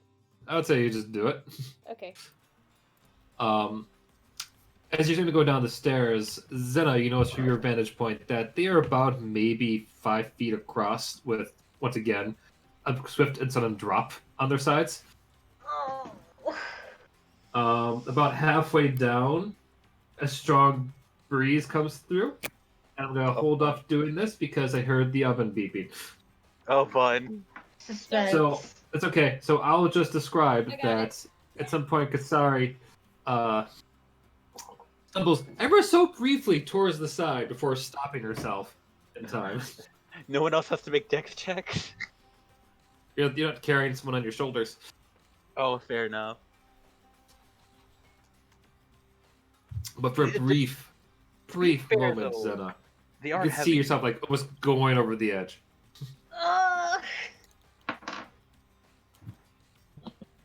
She's gonna try and scramble out of Kasari's grasp. Oh, hey! Hey, what are you doing? I do not wish to fall.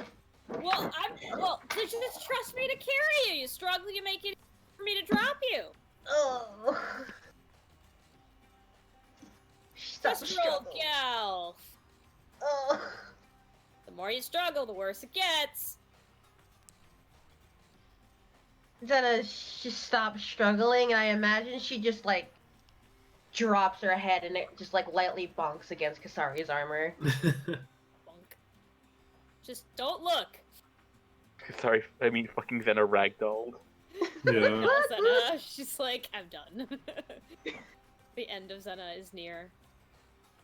About 3 minutes later, you guys reach the hub the pilot spoke earlier about. It is, as far as you can tell, like a central terminal of sorts to all the various landing pads. Different people from across Versailles appear to be arriving in. for whatever summit that's being planned for here. You see like diplomats from all kinds of shapes and sizes. You see Goliaths, orcs, dwarves.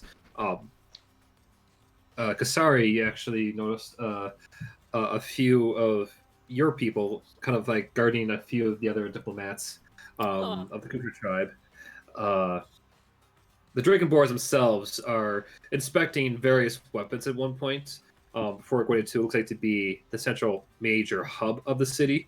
Every now and then they come across one. You can notice a bit of them scoffing before they nod, take it to the side, proceed to sharpen whatever weapons, and make sure they're extra, pointy before handing them back to their guests.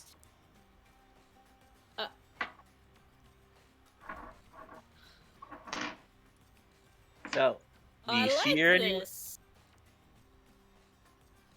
Oh. Sorry, go on.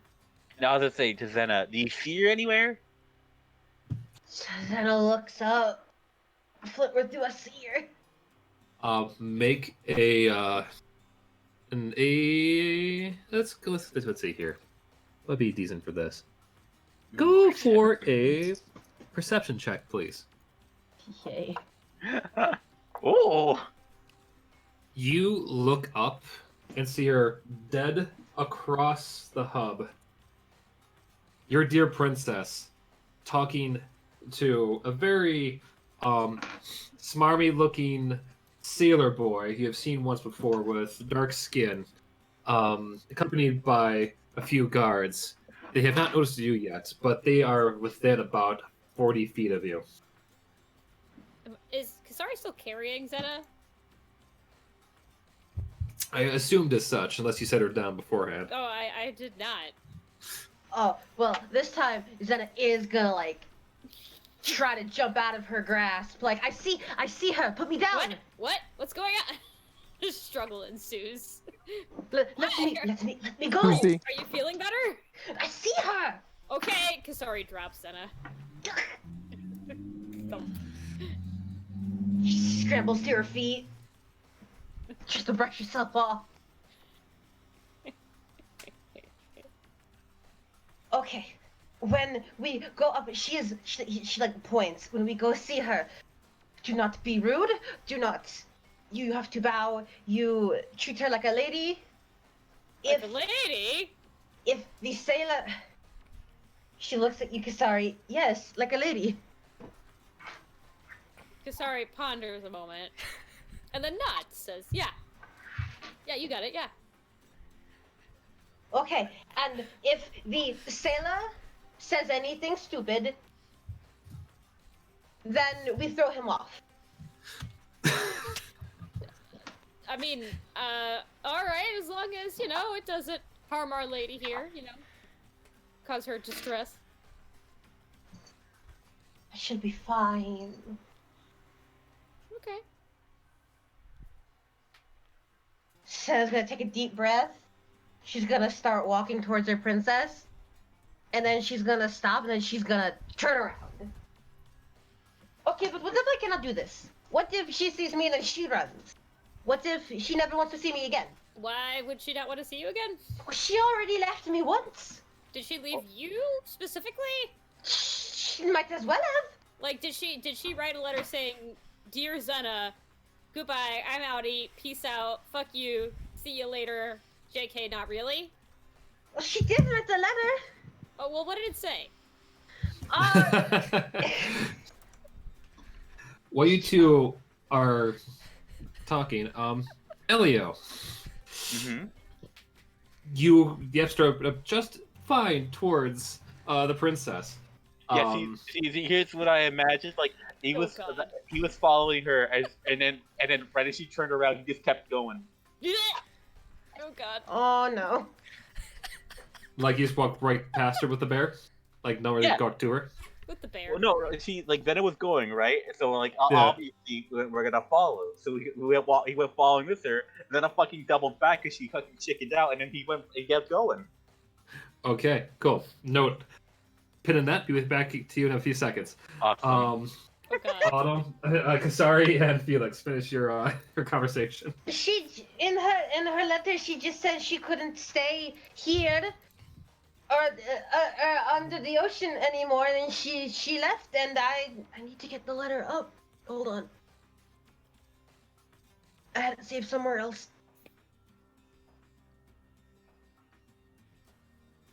She said she'd fell in love and that she wished that my heart would guide me as it guided her, but my job, my only reason to exist was to protect her. What am I supposed to do? Maybe you can still protect her up here? Why don't you talk to her about it? Like, seriously, what is with people not talking to each other? Go talk to her. What if she doesn't want to see me? Well, you're not gonna know until you try to talk to her. Ugh. At that point, she's gonna notice that Elio's not there. Yeah, Bastion, where are you during all this? I'm curious. Bastion's like... I'm just watching from afar, making sure we don't make a fool's of ourselves, but looks like that's out of my hands. I think it's too late Mingling. for that, my man. I think it's too late. I will be the representative of Wolf for our clan. That's what I can do. He's appointed himself team leader. Awesome. Shadow King. Okay. Someone's gotta be the leader. And I don't think it's any of these chuckle I'm gonna be honest. I trust Bastion's leader wholeheartedly. Same. Somebody's gotta hold the brain cell. And it's Bastion. I trust him more than I trust Xenna and Kesari. Definitely. And Elio's gonna even get a vote.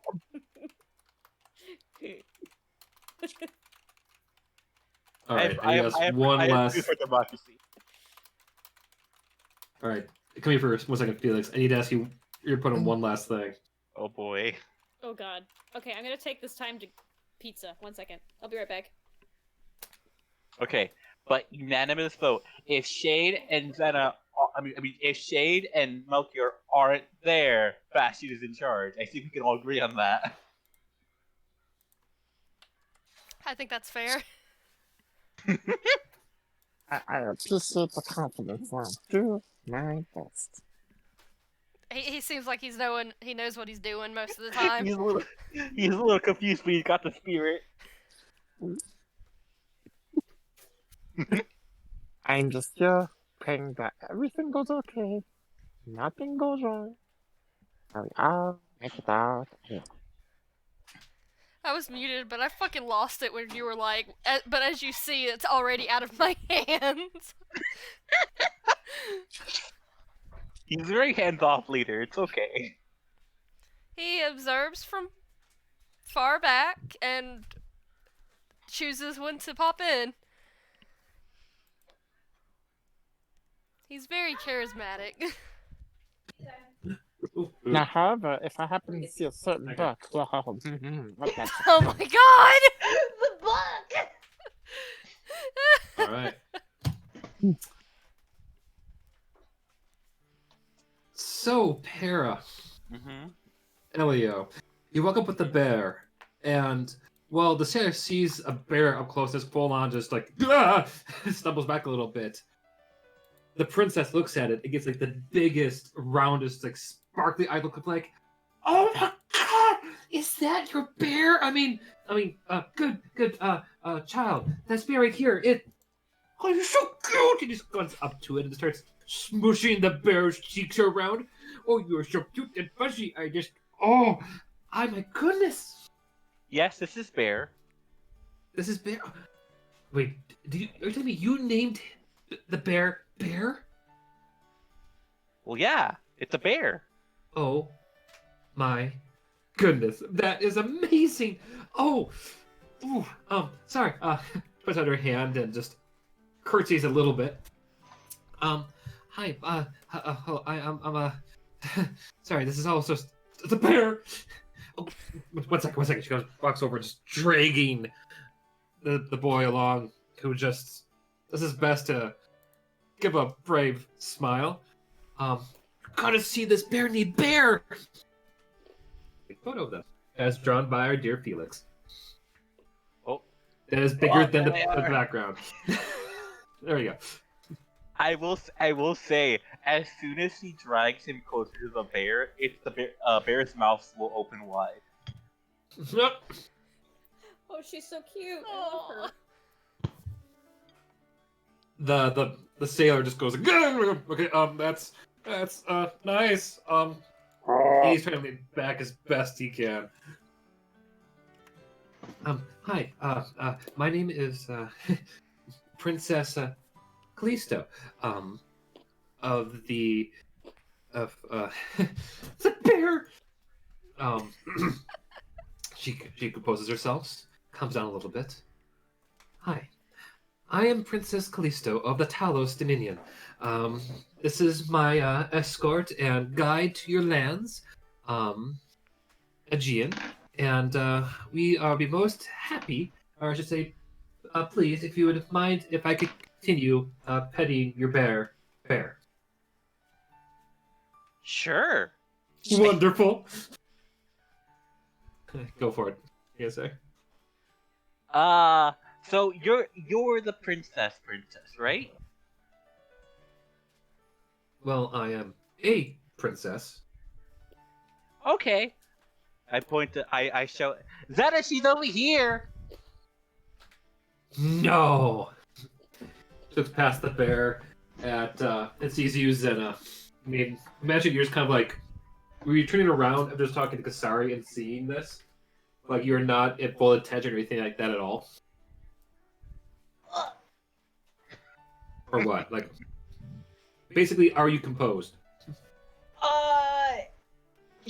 No. No, Elio shouts that out, and she just like jumps, and she looks like a startled cat. You just hear Xenna, and she just charges up and like goes for the tackle around the waist.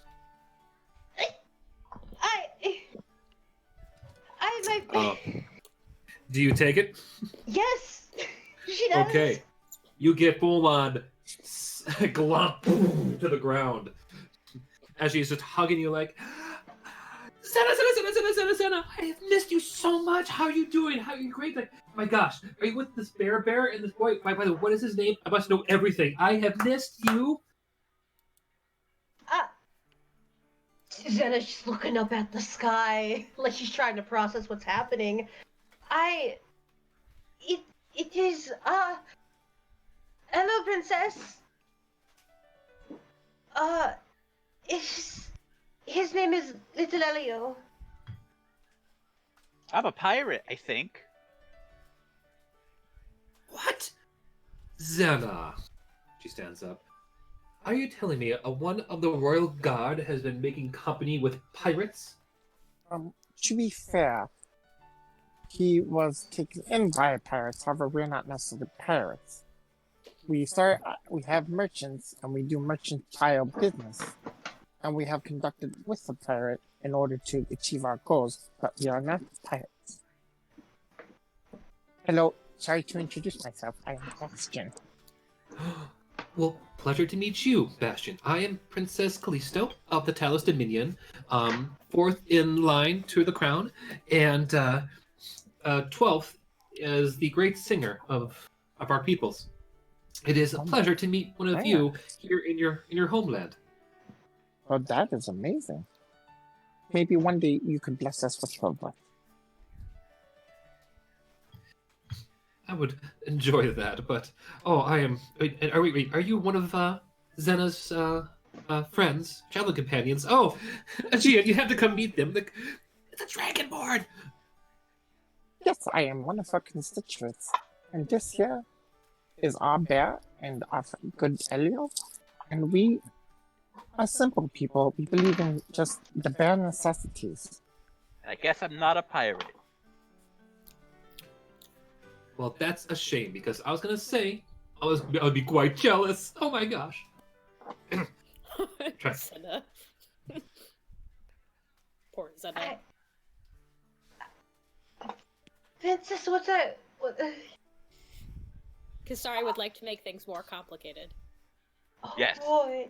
Absolutely. So, at this point, Kesari strides up to Princess Callisto with like the most charming smolder smirk on her face. Gets on one knee and gently takes her hand and says, "My Lady Callisto, it is an honor to be in your presence. I too am a friend of Xenna, a comrade on the battlefield and on the high seas, and my name is Kesari Barumsi, paladin of the Kukar clan." And she, like, kisses the top of her hand and says, "It is so charming and so privileging to be in your presence." Make a performance check. Yes. I would spit to Kasai. Hold on. Where's my... Dang it!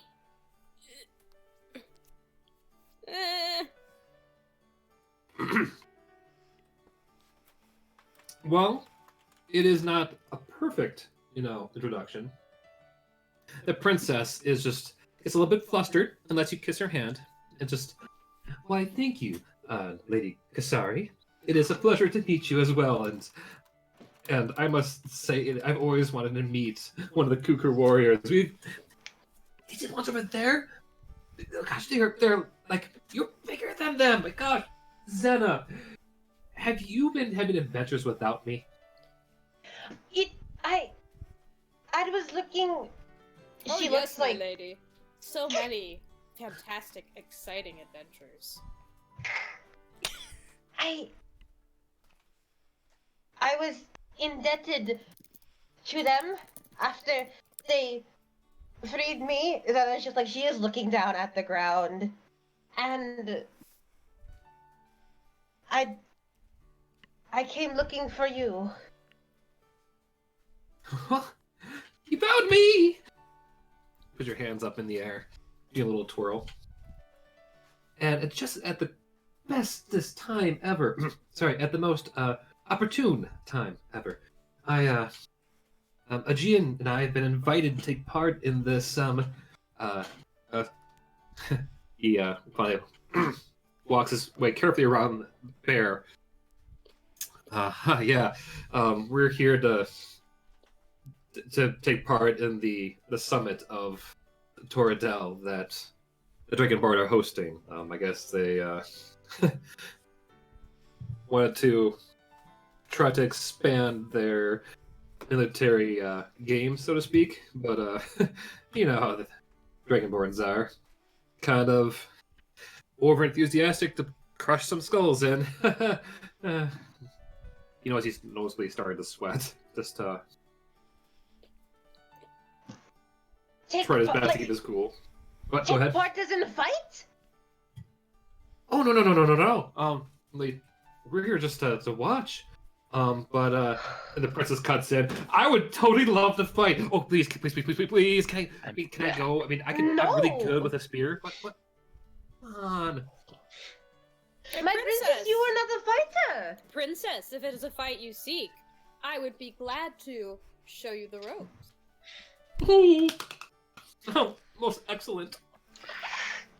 Kesari looks at Xenna and winks. Just like, it's cool. We're fine, it's cool. What was that, Pharaoh? So Elio's gonna walk up to her and tug at her skirt, her to bend down and whisper into her ear. You're gonna whisper what? We're gonna whisper into her ear. Really? Yeah. I want to whisper. Okay, come here. No. Sorry. Yeah. You get a little jump the gun there, buddy. I was gonna say, so, are you a dragon? She looks over towards you. Well, my name means dragon, yes. Have you ever, so now a bit louder this time, have you ever become turned into or transformed into a dragon?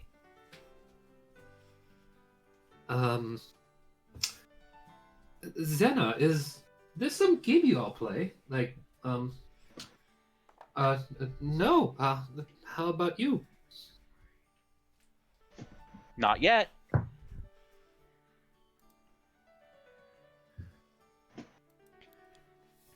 So you haven't met anyone who wishes to,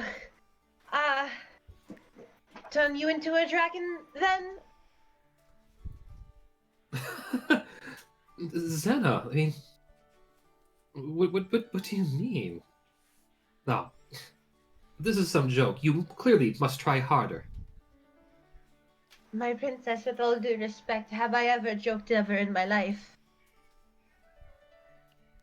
Yes. Granted, poorly, but yes. We don't need to talk about that.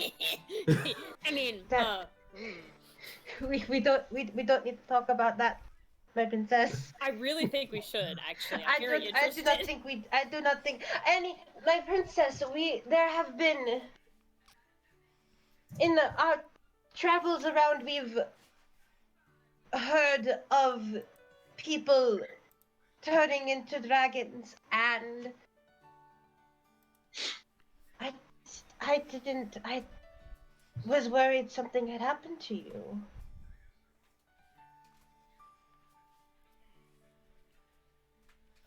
Oh, no. Aegean steps in like, no, I mean, yes, we did. We've done nothing that would have gotten anyone else in danger. I mean, sure, there was that one time in Waterdeep where we went and like drank, I got the full barrel of the Headless Horseman, but totally were able to pay off the guards. Yeah, there was that. And then there was that one time we, managed to sneak off with. Oh! Can I tell this one? Xenna. She was close. Yes? Chris grabs your hands. I got to try on dresses, and we went and borrowed without telling anyone. And she gives you like this biggest noticeable wink. oh my god. Xenna, what a naughty princess you have. She's so exciting. Shut up! She didn't sound this exciting when you talked about her. She's always loved adventure, yes.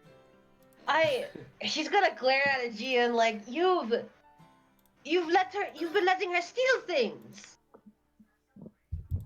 What can I say? She said she wanted to try it all. I mean, she wanted to experience every bit of life, and well, when you're in Baldur's Gate, they have all the Thieves Guild. She wanted to.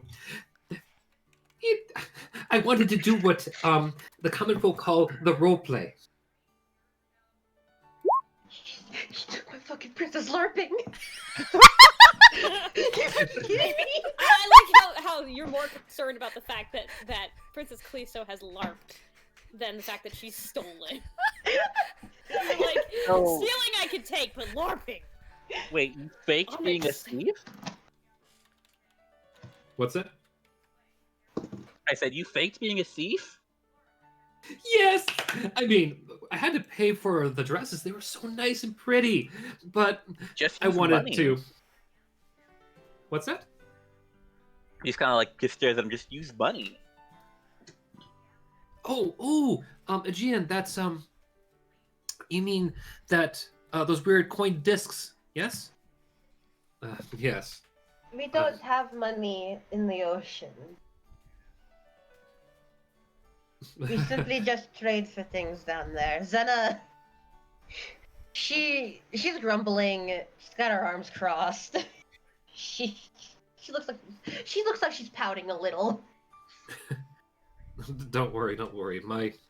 My dad made sure to help pay for any of our travel costs. He was always adamant about making sure I got a good education. No, so your father knows that you're out here. Yeah, we're actually going to go meet him now. Wait, hold on. Over the table. Am I talking to You're Princess talking to Callisto? you're Or talking to Aegean. the elf. Oh god, I thought I was talking to the princess. Sorry. Yeah, that'd be even worse if it's like, oh, the king of the trident is coming. Oh wow. I was gonna say, I was like, hold on. I was like, I think I totally misunderstood this. Oh, you're going to meet your dad, are you? Yeah. Well, seeing as Xena's an old friend of Princess Callisto, and we all seem to be getting along so well, why don't we just tag along with you? You've been here longer than we have, and surely you could show us some of the ropes. And she kind of like sidles over to Princess Callisto a bit and gives her some eyebrows. And I can show you a couple things or two if you want some new experiences, my lady. Xena's gonna smack the back of Kesari's head. Elio's gonna whisper to Kesari. I mean to Bastion. Is Kesari trying to schmooze again?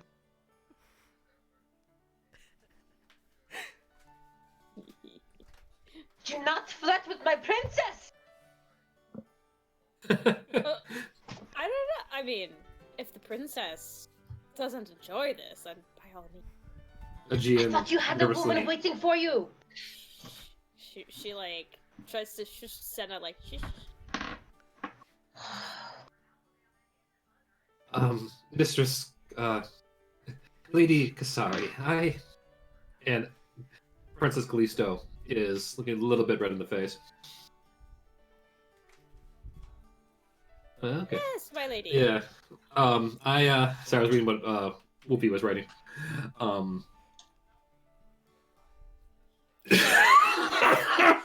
Yeah, Kesari gives the princess an innocent smile. That is most kind of you, but you can see what I've learned, people up here at Call have already spoken for. Kesari raises an eyebrow like she doesn't quite understand. Well, you see, and Xenna, you watch in slow motion, almost, as she draws out one of her hands while pointing to her ring finger.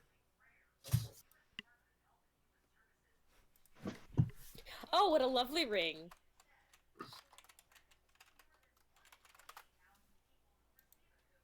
Did it break Felix? Is Felix okay? No, I'm fine. Okay. Okay. Xena's just gonna glare at Kesari. Oh, what a lovely ring! Who is the lucky lady? Are you stupid?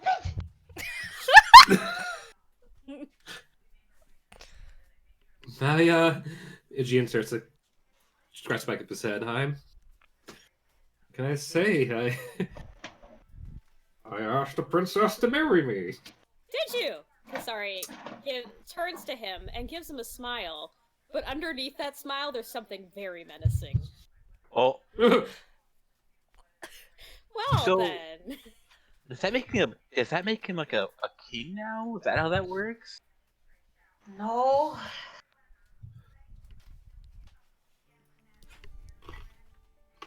He is not the king. She is not the queen, and even then, that would make him. So, that makes him a prince?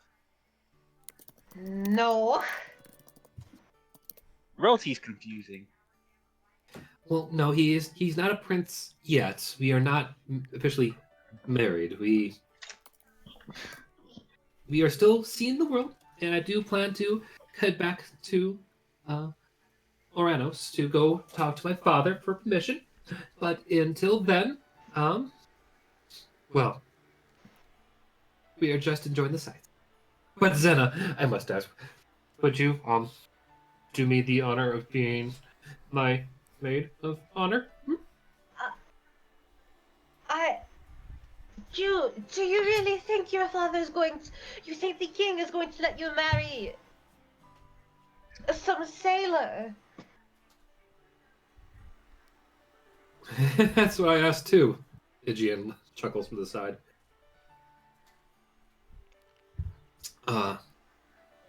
Well, father has been stuck up in his ways long enough. It's time to change things a little. I'm so excited. Please say yes.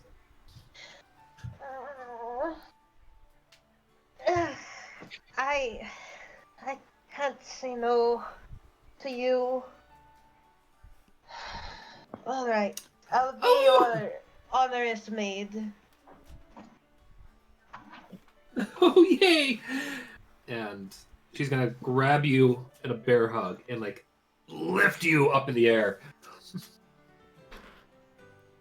I just hear her constantly just like, thank you, thank you, thank you, thank you, thank you. Of course, my princess, and anything for you. Please let me down. Okay, yeah. And is gonna stumble back, and she just has her hand to her head. Oh. Fair point, Maury. Kesari wants to take a step closer to this, whatever his name is. I'm not sure. I don't remember. Aegean. Write it Aegean. down somewhere, like the sea. And she's still got a smile on her face, but there's something, like, off about it. And she says, Sorry. So tell me, how did you two meet? I want to hear all about it. Ugh. Is someone jealous that they got to the princess first over the table? She's a little Sorry. jealous. Kesari has a plan. Oh my god. Sorry. Yeah, we I actually happened to be sailing right around, I guess, over their kingdom about half a year ago now. Gosh, it's been wild. And well, again, got stuck on some rocks. I went below waters to go and try to free things up, and well, lo and behold, there's he gestures towards the princess. This beauty staring back.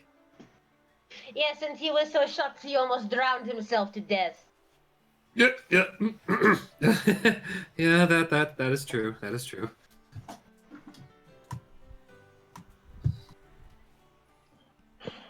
You just hit it off after that. That's so sweet. So she saved your life. Yeah, and in return, she asked stories about the world, and the more I told, the more she seemed interested in coming along, and well, one thing led to another, and I just asked if she wanted to come along. So are you, you sail a lot. You think? Well, what's that? You say you're an adventurer, you sail a lot for a living? Well, yeah, I'm one of. Pardon me. I work on one of the ships from Ember Cove that helps with, trading around the continent. It's modest. I mean, but I do what I can to get by. I frankly don't like taking handouts too much, but well, when you got a princess following you along, asking to see the world, you do what you can to help her see it. He started to blush. Even if it means asking your parents for help. Can Kesari make an insight check on this guy? We're trying to get it. Well, What are you trying to read? She's trying to read to see, like, if there's an ulterior motive behind his, like, pursuing of the princess here. All right, yeah, roll it.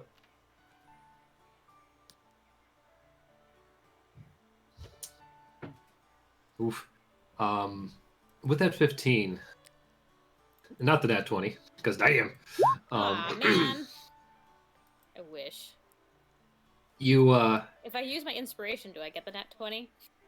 Sure, if you want. Yes. But, looking into his body posture, his facial expressions, his tone of voice, you see a young guy in love. He is shy, he's nervous, especially around, yes, large, scary animals, but also important friends to his fiancée.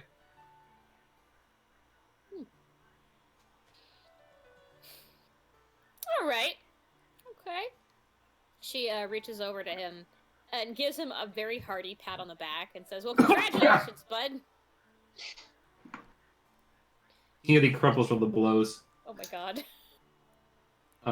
Bastion, what are you up to? I'm just keeping Elio busy, talking about maybe fitting his bear with some armor. A bear could use some armor plating. Armor-plated bear. Yes, Mm-hmm. That is bear. Unstoppable beast. indeed. I'm kind of thinking of something I heard from this Earth realm where golden compass. Yeah, something like that. Awesome. Rock on. And Elio? Well, he had started looking around before Bastion brought up the bear topic, so that's what's happened. But yeah, no, during that conversation, he's just sort of like, walking around, looking around, snooping. Okay. Roll a perception check. Oh, fun. This never works out for me. No, you got this. 11. 11. Okay. You see a lot of, hoity-toity looking people. You'd actually notice there are a few tabaxis throughout the crowds. I've actually more of the ones that are tall in nature, not the ones from the Isle of Percoon. More mainlander. More mainlanders, yeah. Them and the one that's kind of talking in very sophisticated and controlled, even tones. You notice more elves, desert elves, more of like the complexion of Aegean here, and as well as a group of various humans, with all kinds of just like business, kind of like boring, dull stuff. And This is very I'd say very boring for him. Anything catches his eye. You notice, actually, yes, the biggest thing you notice is that the rock that flew in with the princess and Aegean is still being unloaded with bags upon bags of stuff. Like the princess has been walking with that, like cart upon cart of luggage, of different outfits, of different, souvenirs. There's at least overall about, we'll say, 6 or 7 bags of different sizes. Good God. Alright, that's all I see, I suppose.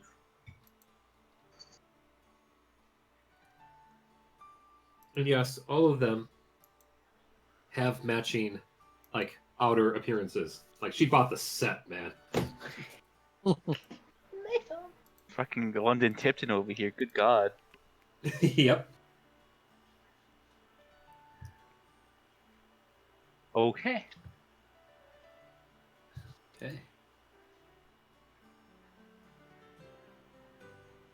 Now, noticing the growing amount of people around her stuff, like the princess goes, Aegean, we should probably go get some help for my things. You have all your stuff? Yeah. He bends down and picks up one singular knapsack. Is it kind of ragged or old? It's ragged. It's old. It's like a sailor's, roll-up sack with a yeah. Xenna's just gonna walk up to her bags. I can carry some for you, princess. Allow me. Kesari goes over to help. Okay. Oh, that's. My gosh, guys, thank you so much. You don't have to do that. I probably could. Well, Aegean here probably could give more of the gold discs to money. Yes, the moonies to people. Kesari lifts up 2 of the biggest bags onto her shoulders and flexes while she does it. Roll a strength check for me, please. Can I stack boxes of bags? What to say? Oh, it's save. Can I stack boxes leaning in Tower Pekin style fuck. on bear? What is in these On bear? bags? Blood weights. You find these are pretty. One of them is a really heavy Shit. box itself. You try to pick it up, you hear kind of a large clanking noise. before you realize, okay, you probably only can carry that one alone. Okay, what? Do you She mind take if the whole you know what? armory? Maybe I shouldn't ask. She lifts them one. Okay. Xenna will say that you take two of the others, and Bear, Elio, you can kind of go and stack the remaining 3. It's very precariously stacked, but I'd like to mention. Yeah. It's literally stacked. Oh boy. This is the bellhop's like worst nightmare. Oh yeah. Oh yeah. When Xena picks up one of the bags, she just looks at her princess and she's like, This is my job, princess. It is fine." Well, thank you. It's Xenna. Seriously, it's really good to see you get out and see the world a little bit. I'm just happy to know that I'm not the only one getting to experience all of this. Yes, of course. It is, well, I'm only experiencing it because I came to look for you. Oh, that's exciting. She gives you a hug around your neck as you guys are walking up the stairs to the next platform, where you can see already an entourage of a different group of diplomats meeting up with one another. I'm so glad you're here. As you guys get to the top, you hear Aegean shout out across the crowd, like, "Oh, hey, there's my dad! Dad! Father!" He waves his arms back and forth as the crew looks across the way to see a man strolling up. That is Dominic. No, I knew I knew it! Ah, son of a bitch! Well, gotta kill your dad, Eugene. He's kind of an asshole. Ah! Son of a bitch. I knew it! I had my suspicions. Can I just I just firebolt him? It's fine. Bastion It's kill. fine. Bastion, get him! Bastion attack! Bastion fucking turns into like a fucking like a sentry turret. Oh my god. I love the smell of fireball in the morning. Okay. Give me 1 second here.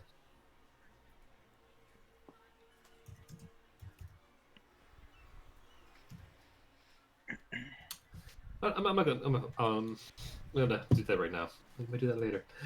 All right. Meanwhile, Oh boy. back Oh no, I have to. in Pelennor. I need to tell you, all this like time jumping and area skipping is making it hell for my notes and my D&D notes. Jesus Christ! We'll rewrite the notes later. I'm sure it's fine. You guys can make a timeline. Shit. I'll help you. Thank you. It's all handwritten, but I was like, oh my god, hold on, I need a new section. Just 1 make second. like a Google Docs timeline. It's fine. What day is it even? What day is it? The day of birth. What is the calendar? Start breathing, Autumn. What year is it? June 30th, 1061. Okay, thank you.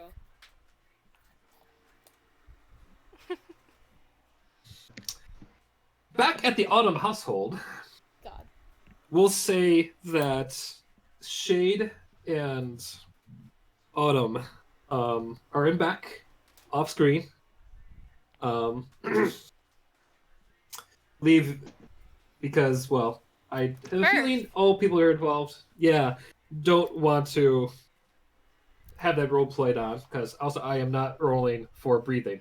Roll for birth! Just give us one first roll. It's fine. Why? Well, I don't even know No, what you would no. write. No.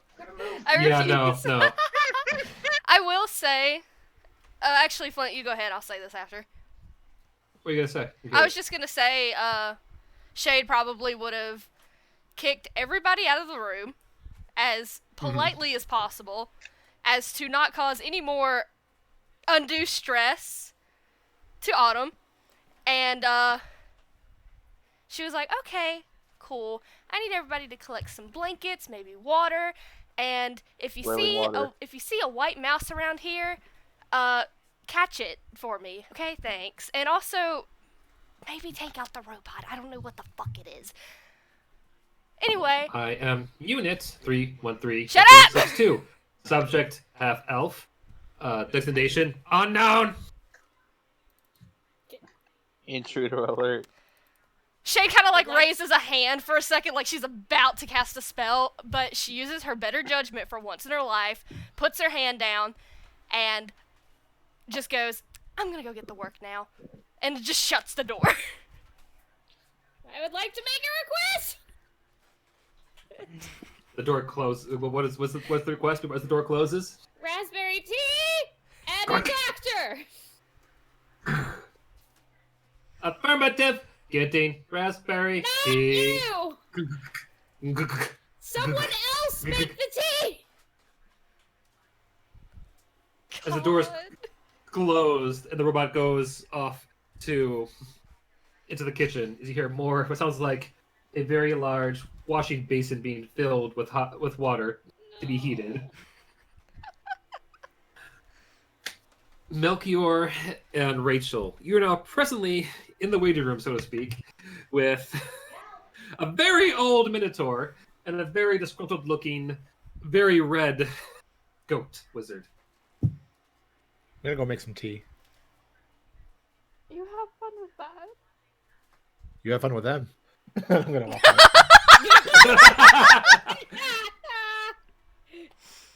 Autumn. Okay.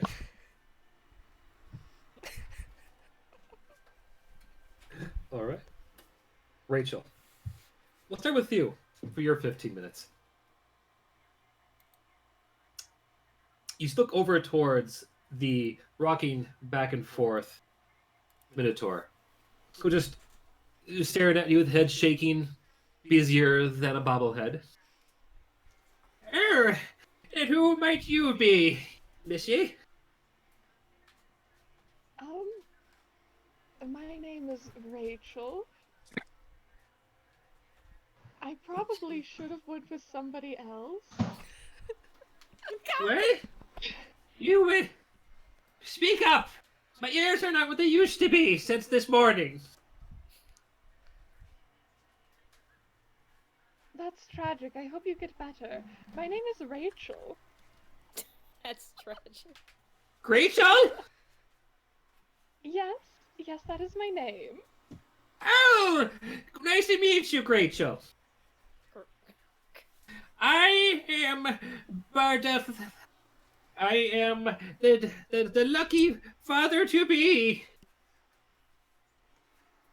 So your name is Rardeth.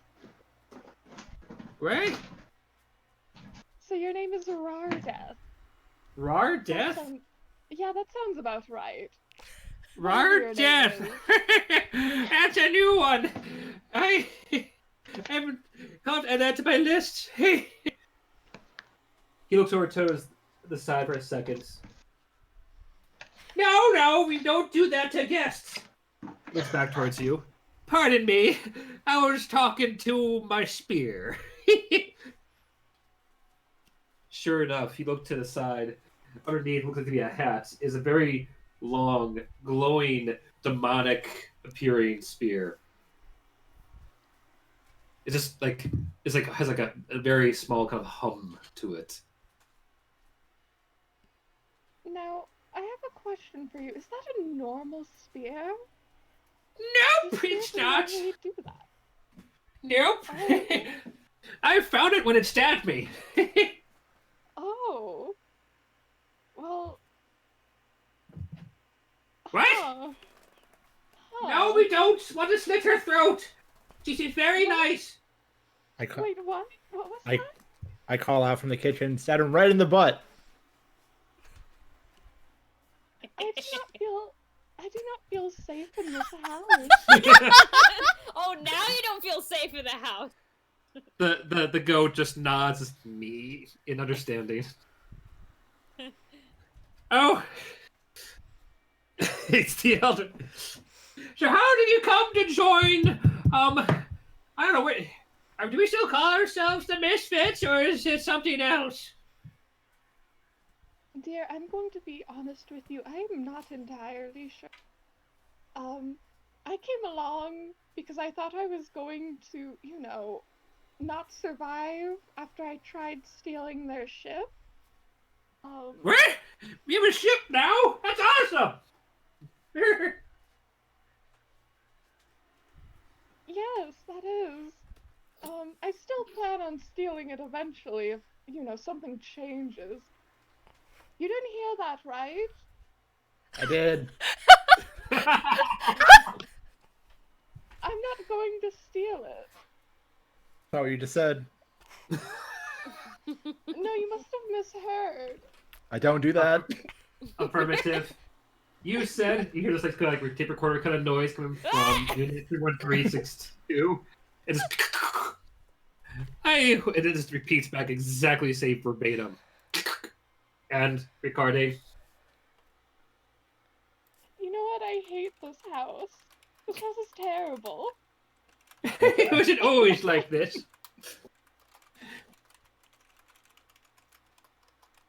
So what's your thing? What do you do?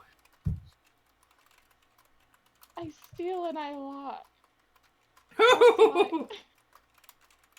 Well, in that case, then tell me, how do I look for a 150-year-old Minotaur? You know what? I'm not going to answer that because any way I answer is not going to be a good way. I'm sorry. Is that bad, huh? Yep. Well, don't think too hard about it. I mean, it could be worse. You could be affected by all this shenanigans, too. Well, oh yeah, that is true, isn't it? I'm hoping that doesn't happen, though. I would rather not, she kind of gestures, have whatever is happening here happen to me. As you say that, you can feel your chin starting to tingle. Oh no. As you hear a cry come from the bedroom. In a matter of seconds, you start to spout a very long beard made of feathers. Never mind, I take back my words. I'm not taking back the fact that I hate this house, though. It seems to be getting steadily worse, these shenanigans. By the way, it's a good look for you. Matches your skin. Thank you. Well, maybe I could pull this look off. Give me a Constitution saving throw. Alrighty. Let me get that up for you. Okay.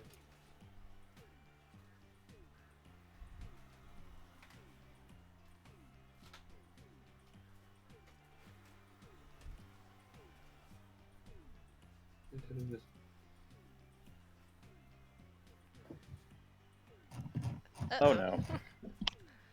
8. Oh, You feel your nose starting to tingle as you just and just sneeze out. The beard just explodes into feathers across the place. It starts raining down, covering poor the Rita goat, who just sighs before bleeding out again.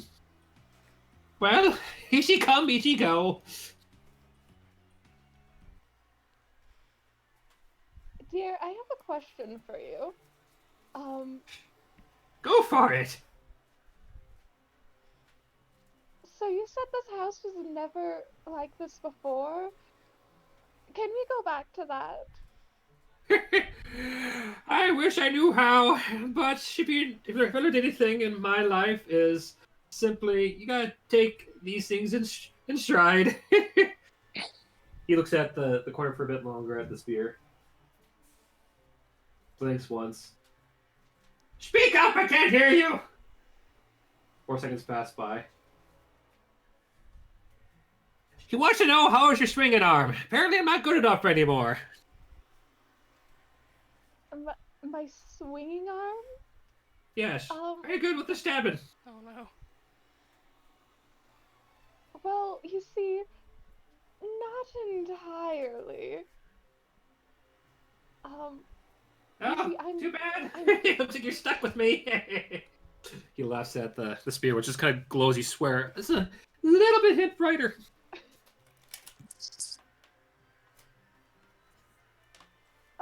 Oh dear, what is that over there?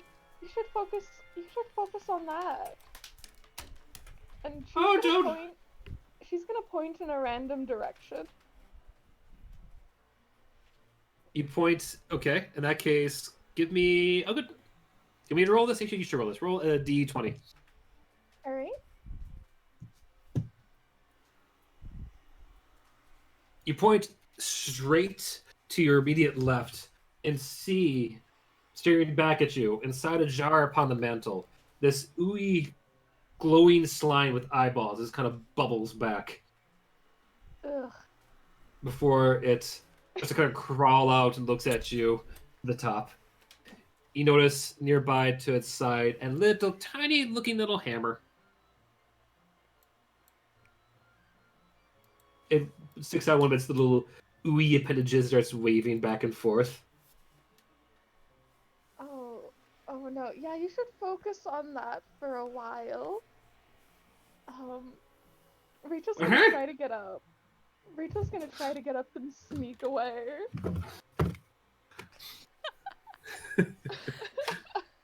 Why do I imagine Rachel pulling off like the Homer Simpson, like into the hedge? You know? Make a stealth check, my friend. Alrighty.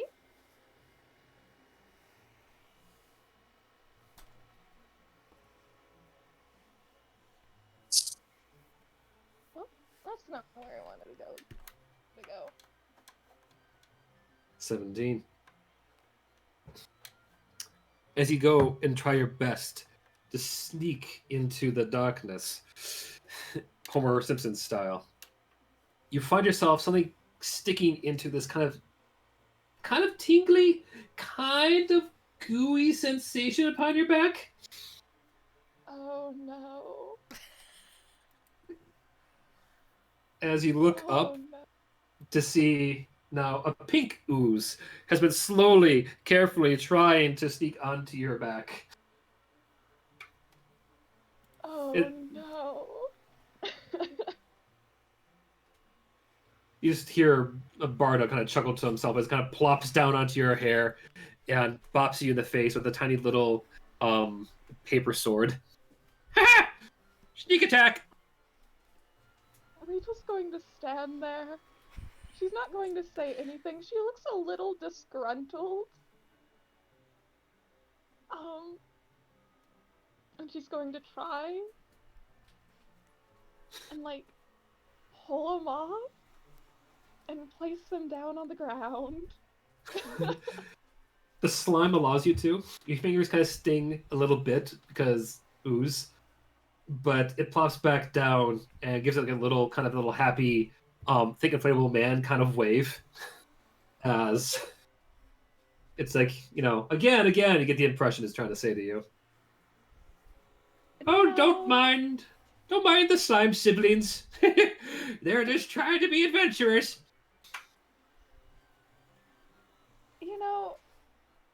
There's adventure all over this house that does not include me. I am absolutely terrible at, keeping slime from not getting hurt.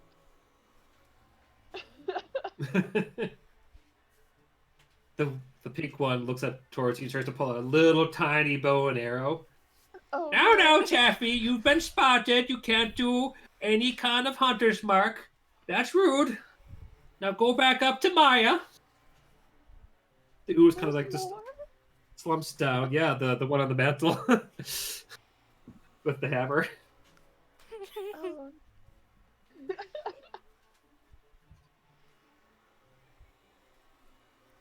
You hear a little sad bubbly noise as this kind of goes and slurps and up onto the wall.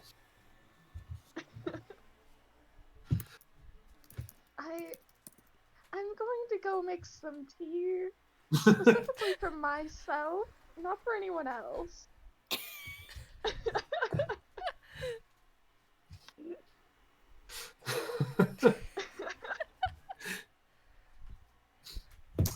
As you start to walk back towards the kitchen, you notice that for some reason the door itself seems to be getting ever so slightly bigger.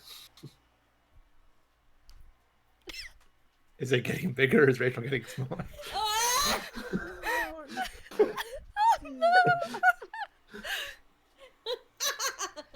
Rachel, by the 10th step, you notice that the dust bunnies around you are awfully big.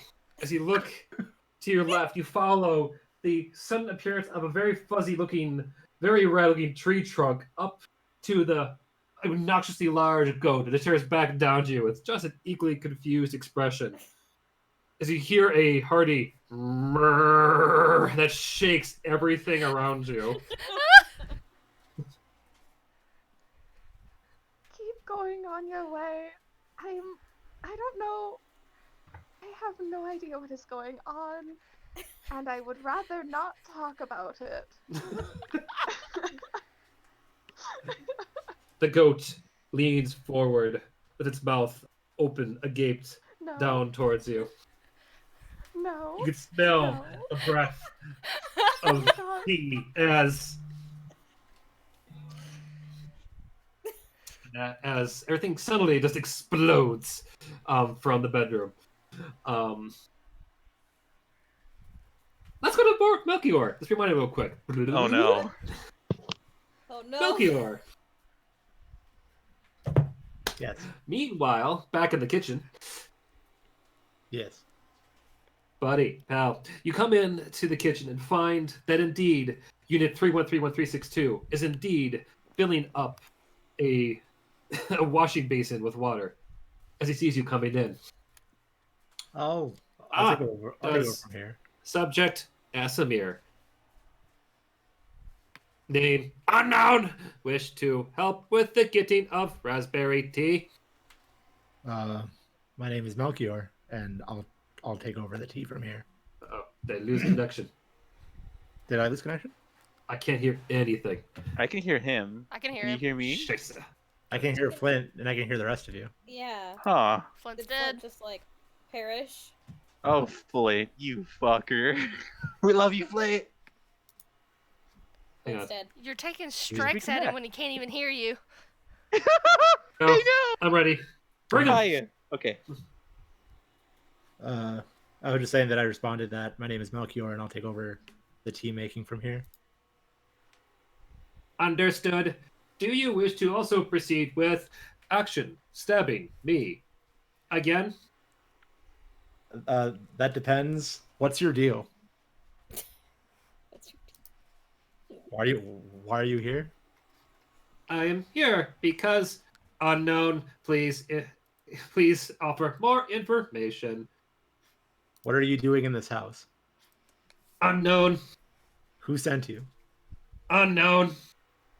What do you know? That I am here to fulfill my function of getting the tea and answering the door, and also not getting in the way of Barta or Autumn. And you just showed up one day? Who gave you these orders? That would be subject Barta and Autumn. Did they make you? Negative. I was made by subject 414-762-0204. that doesn't help at all. The robot just stares back, blinking, not understanding annoyance. Okay, well, how about this? I won't stab you if you stay out of my way as well. Understood. Subject: Melchior. Glad we were Status. standing. Status 2. Set 2. Do not disturb. Perfect. Just because he just stand there, staring straight ahead. I ignore this creepy robot staring, It's a fucking nightmare. and I proceed to make tea how I described it in the chat earlier. Okay.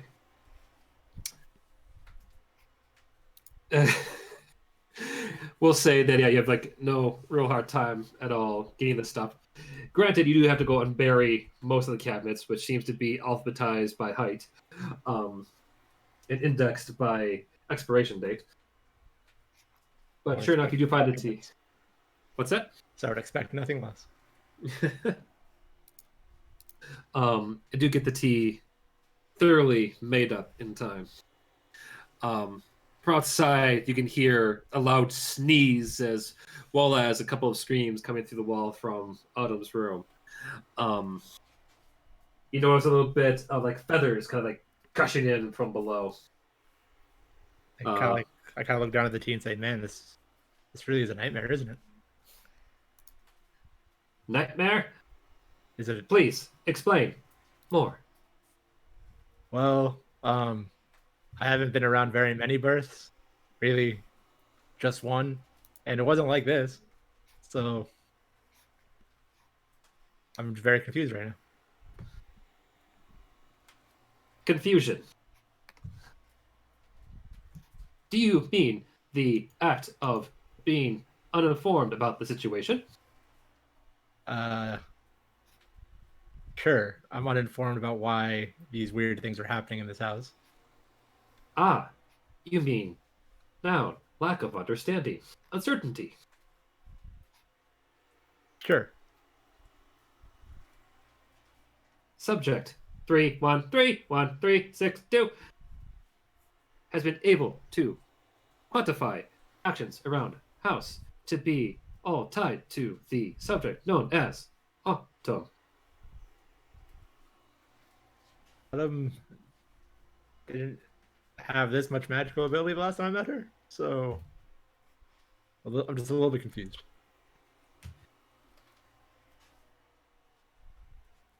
Affirmative.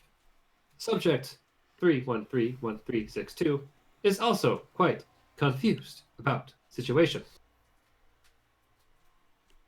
Well, at least I'm not alone. I should Alone? go bring Autumn her tea, though.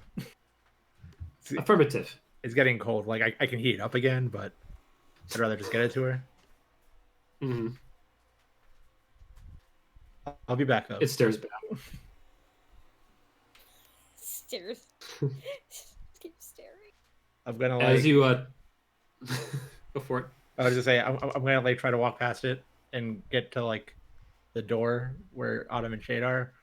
And I just kind of want to, like, just, like, knock and just, like, crack the door open and just, like, put my hand through without, like, opening the door all the way. Wise choice. While you're doing this, you can hear the bot not disturb you, but follow you intently, observing from behind.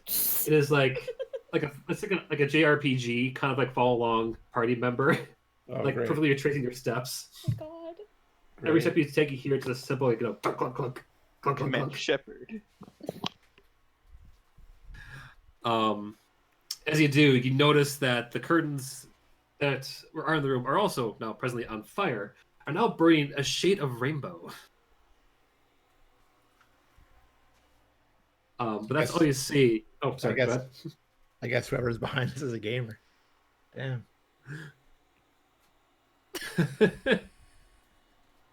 Good. Shade, we'll say that you do see the hand sticking in with the tea.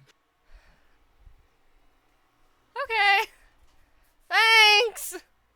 I made it myself. No robots had any hand in this. Thank the stag. Subject. T! Subject 3131362 can confirm. Subject Asimar. Designation Melchior. Had made the tea without my help. Also, he is confused. Aren't we all, buddy? I know that I'm not alone here. And then, good luck in there. Christ.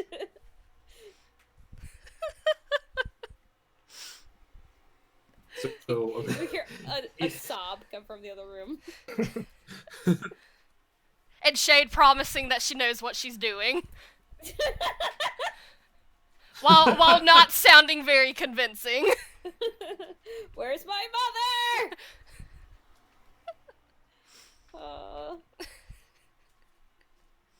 So this end where the baby comes out. What?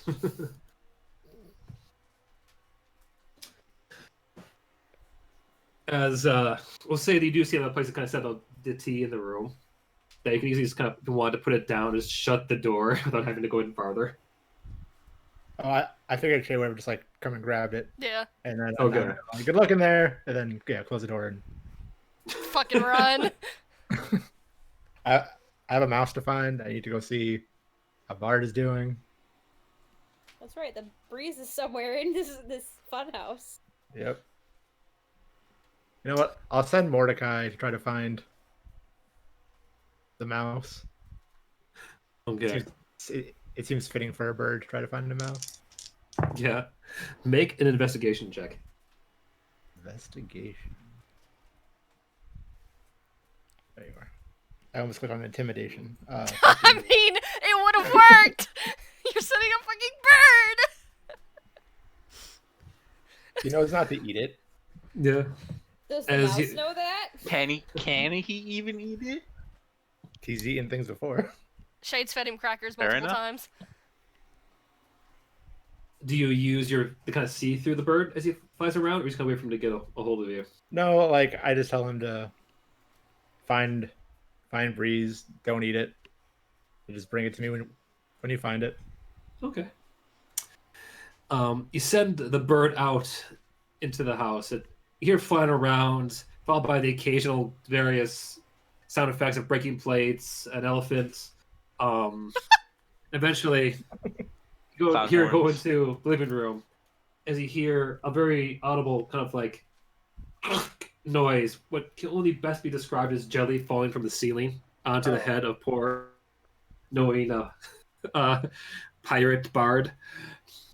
You hear a happy caw coming from the other room as Morty flies back and with a little tiny mouse in his claws, which, as far as you can tell, looks like it's also be currently outfitted with a tiny little rider's harness. Who's been riding you? What the fuck? Who's been riding my mouse? The mouse just looks up to you a bit confused and also a bit sticky with pink slime. Oh, great. Shade's I gonna have clean- some words! I clean the slime off the mouse, and I look down, and I'm like, I know that you can't understand me, but I need to take care of you for a little bit. And before Melchior gets turned into a mouse. Because I'm sure Shade is busy, and I'll try to put it in my pocket. He happily goes and sits down in your pocket as he just looks like a mouse who has had his fill of babysitting, let alone babysitting some slimes, Oh, great. let alone slimes that wish to be adventurers. Of course. He can get some rest, though. Then I'll make my way to the living room. Okay. And I'll just have you know, this was entirely a random roll. As you walk into the room, you can see Barda laughing as you notice a pink slime kind of crawling up the wall to go with a blue one, with a little tiny hammer next to it, as well as Captain Rachael walking away, getting steadily smaller in front of you. I say nothing.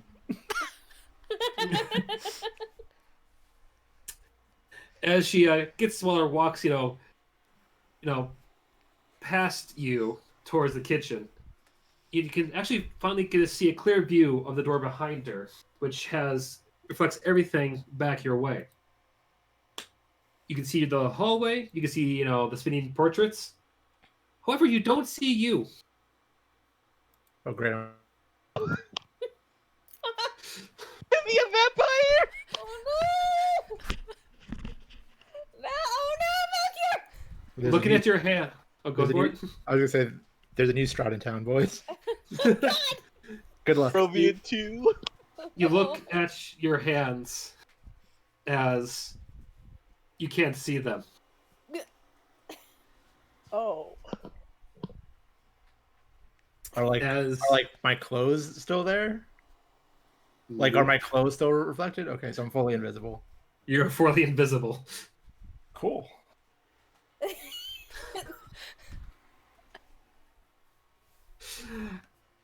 You notice in front. Go for it. I was gonna say, I think there's not too much I can do with this here. How unfortunate. Opportunity What a lost. shame. Right? Damn.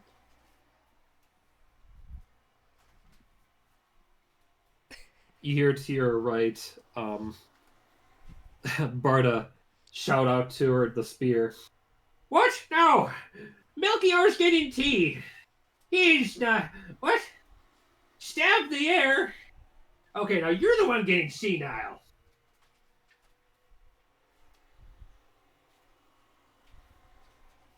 I kind of sneak up behind Barda and just whisper in his ear. What happened to you, bud? Hello? I move over to the other side. You don't look so good. Oh my god! Yeah! I appreciate the help with my bowels, but I have bowels. We do me the salad. I will give you 4 salads. That's really gross, Barda.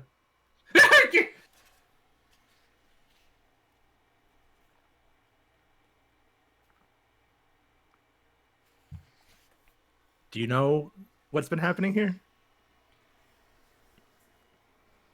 The elderly Barda stands up. As you can hear, it was like a slight little squeaking noise to your right by Rita. As he bends down to go eat something off the ground. You hear Barda look up, stand up with his arms shaking in the air. Great and beyond! If this is your doing, we beg of you, please stop! I wish to be able to chew again! He wishes for what? To chew again. Oh, to be able Because to he's so old, he's having teeth.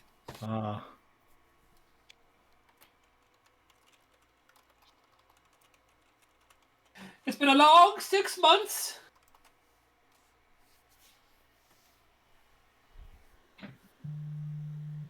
I don't know what the fuck's going on. Oh no, I lost my... You know what? I'm just gonna have some fun with this. I'm gonna pick up Barda's spear.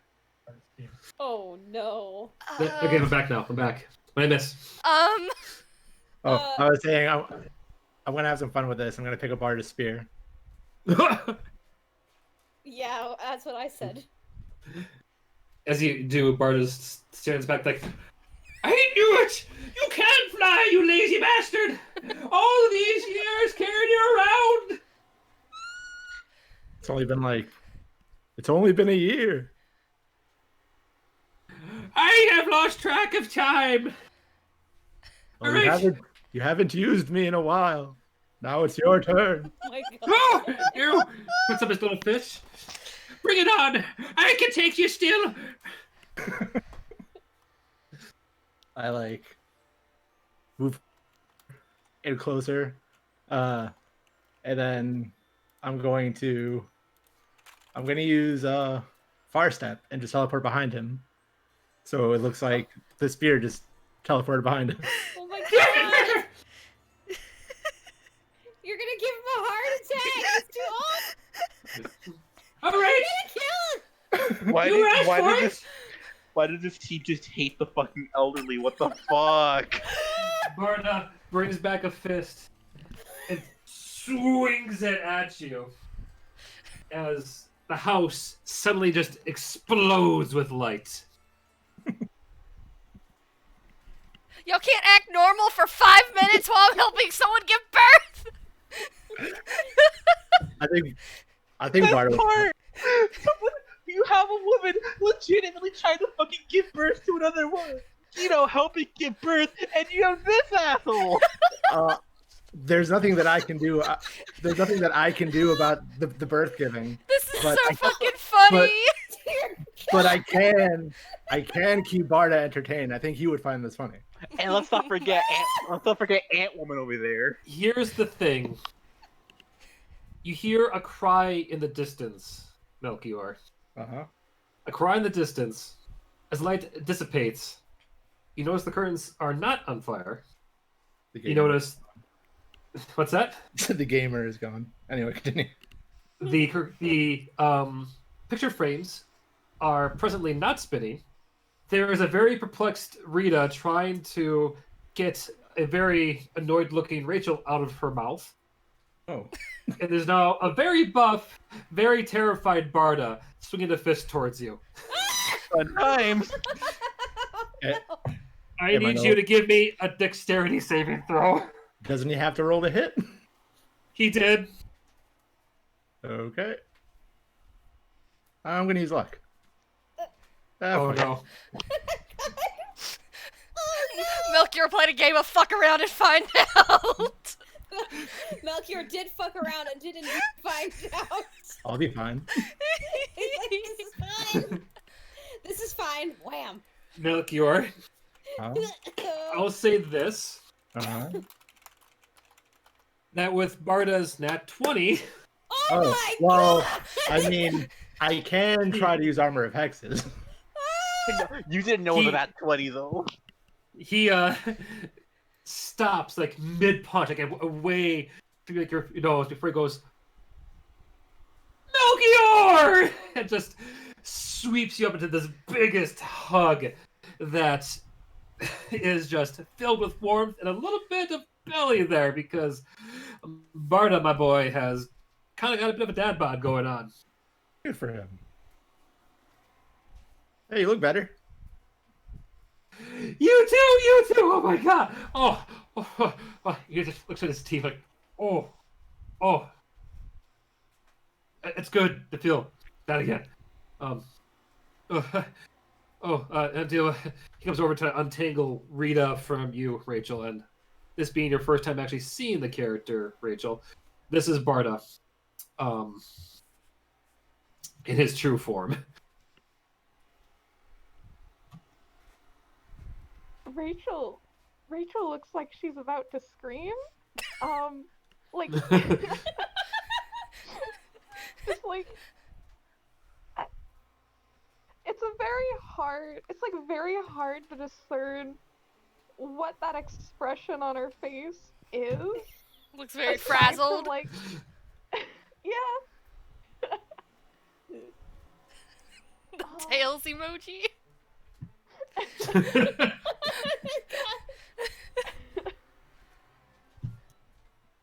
Thank you. I am going to go sit down, and I am going to try and forget about this day.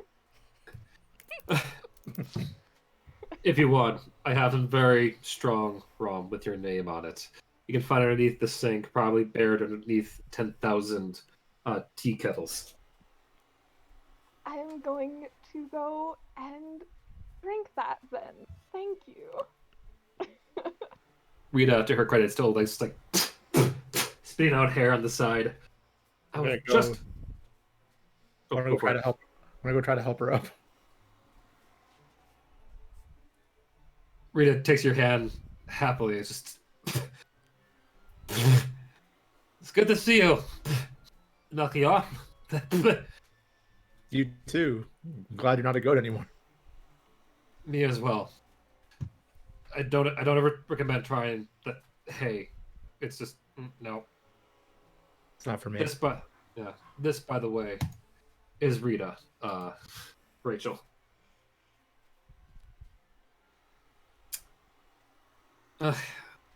But it's good to see you. Even our new friend here. Friend is a strong word. I gathered from down the hall. You can hear the slight sound of a baby crying. I know this is typically a bit soon over the table, but I'll say for the sake of this next moment, Autumn, with Shade's help, of course, if you wanted to come out and walk over, we'll say magic kind of helps heal you enough to at least do that. If you want to come show the baby. Sure. Yeah, Shade could have helped heal. Like, of course, she would be like helping Autumn. Yeah, probably.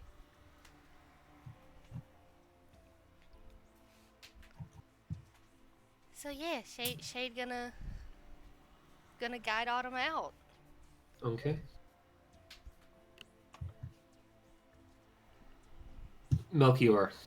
You can see Barda kind of come back with like some filled up rum glasses as he sees Autumn walking down the hallway with just like this kind of shocked but happy expression as she sits down in a rocking chair that Barda was in initially and shows off the baby. Oh. Babu. Aw. Cute.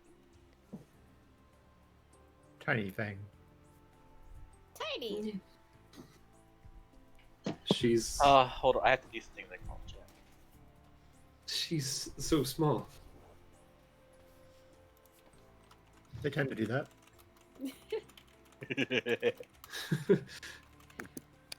Berta, look. Look, she has your eyes. And your ears. Yeah. The baby gurgles.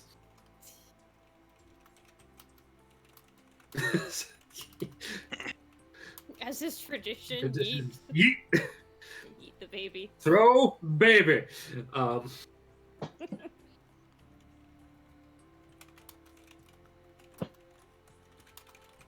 suppose you're gonna need to give her a name.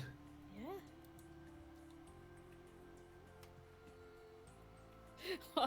Shade, poor Shade over there. She's fine. She's fine. Have your moment. She's taking a break. She collapses on the couch. Poor Shade. Autumn thinks for a moment, and then she says, "We should call her the light out of our darkness, Sabine." Speed. I like that. Sabine kind of goes and grabs onto Barda's finger a little bit before giggling and then hiccuping as a little fireball comes out of its mouth. Her mouth, I should say. Oh. I see.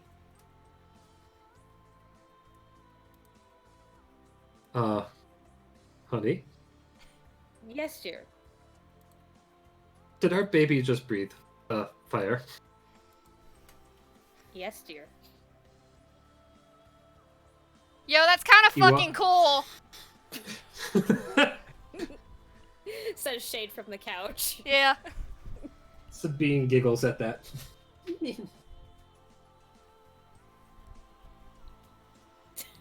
She lets out this little brief little yawn. And she kind of snuggles in. As you can see a little bit of like butterflies, little ever so tiny, to kind of form around Autumn and Barda. I think... I don't suppose you had any magic on your side of the family, would you? Well, I did. Did we not have this conversation about how I come from a long line of druids? Ah, I see. I Yeah. didn't seem to inherit much of the gift myself. So they initially thought me just to tend house and home for the most part, while they...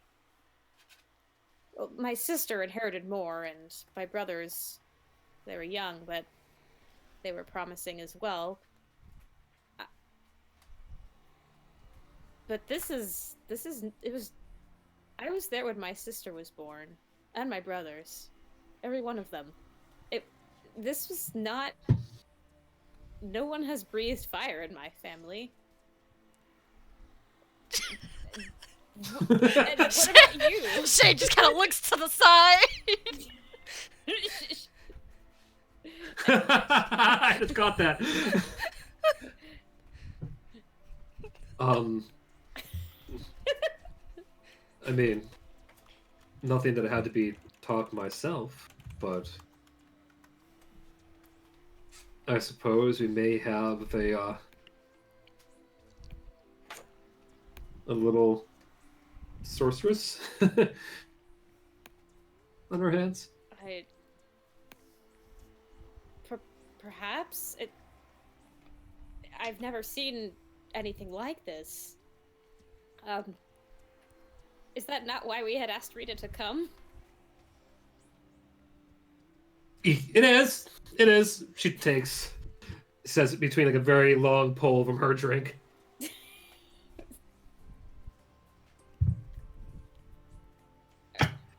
Rita, from where I come from, you see, we have druids mostly. We don't have wizards or sorcerers or warlocks or other type of magic users, and I must admit I did what I could to research, but obviously it was a bit difficult to get any good bulk of information. Is Sabine, could she be a sorcerer, or I don't understand exactly what's happening. There's a few ways one could bring about magic. You could be like me and study it all your life. You can be like Melchior, who happens to have a helping hand from their patron. Druids typically gain it from nature over time. So yes, Sorry. the sorceress would make sense considering, well, she just is around to what was once the wackiest house on the planet.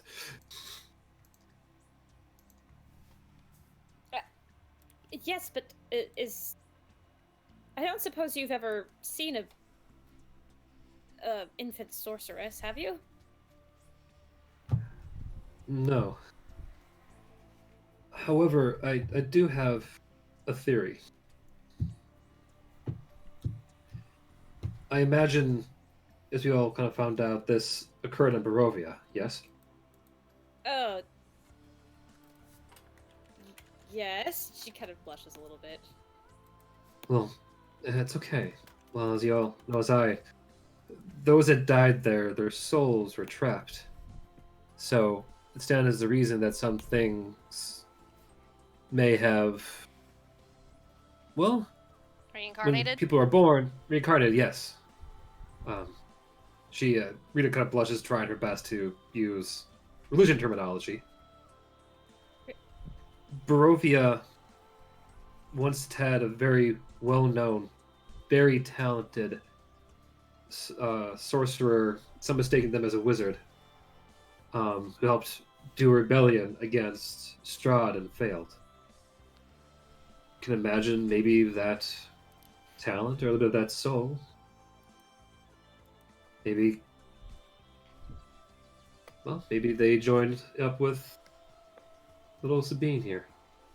Are you saying Sabine has the soul of someone else? At least a part of it. Think of it like,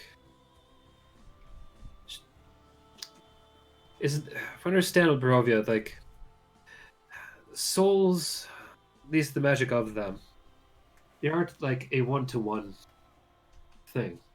I mean, you can imagine with Irina's, it took many, many years before the exact combination to come out again.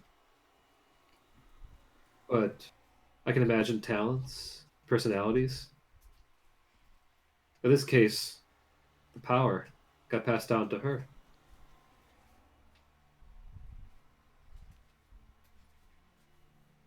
Oh shit, welcome back, buddy. Well, over the table, is that like they got reborn? That's not what happened. Yeah, but It's, regardless, it's still kind of like reincarnation, but not really. It's like the basis. yeah. I mean, basically, it is reincarnation in a way. As I see, it's kind of like my mind was a bit like Inheriting. one for all from My Hero Academia or something like that. Like all that magical talent, all that power couldn't leave Barovia, so it had to go somewhere. I just ping ponged and got reincarnated into a baby. It happens. Magic's fucking weird, yo. I mean, does it? It happens. I guess so. I mean, I guess. Autumn looks at Sabine and kind of like studies her face, as if she's trying to see like another soul inside of Sabine, like looking for it almost. Roll a religion check. Okay. Hold on. Gotta pull up the new chart with the new stats that I made for rolls. Mm-hmm. Religion.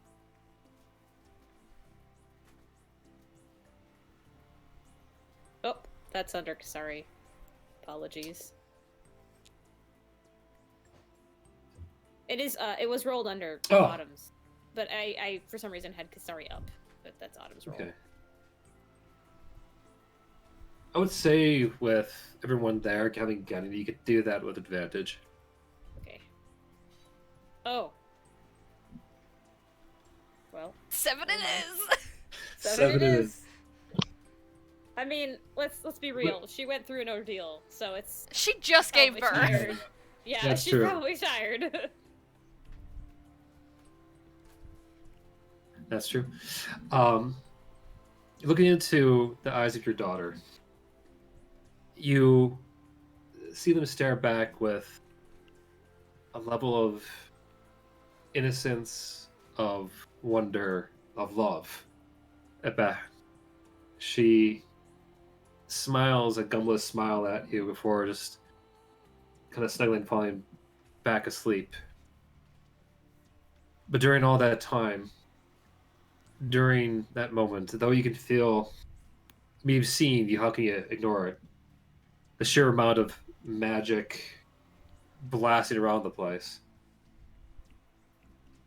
That, despite that happening, you can feel the white stag themselves almost giving you that reassurance.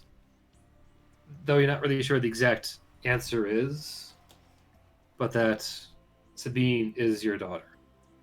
That her soul is her own. And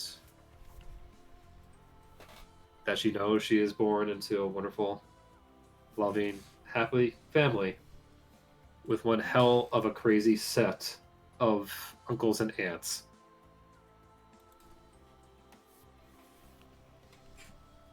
Yo.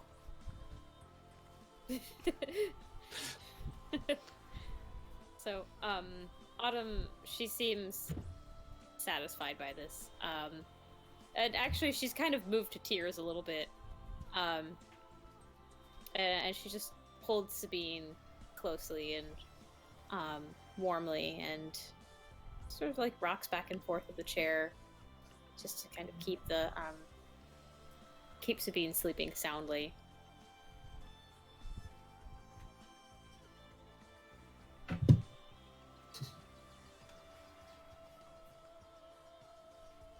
Arda hugs you tightly as he looks up to all of you. I thank you for being here. We have a lot to catch up on. Told you we wouldn't miss it. And, yeah, we do.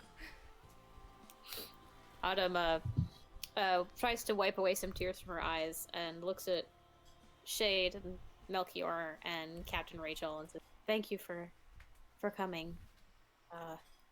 As I said earlier, I'm sorry we could not receive you under less tumultuous circumstances, but I'm so grateful you were here.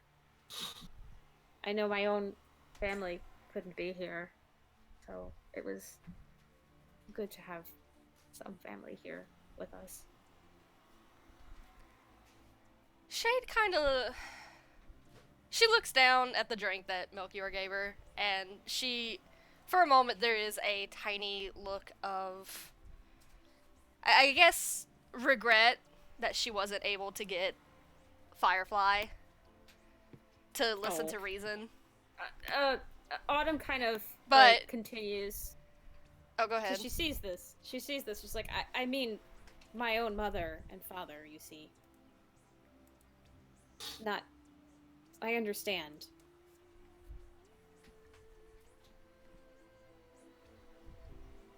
We'll get the whole family here one day.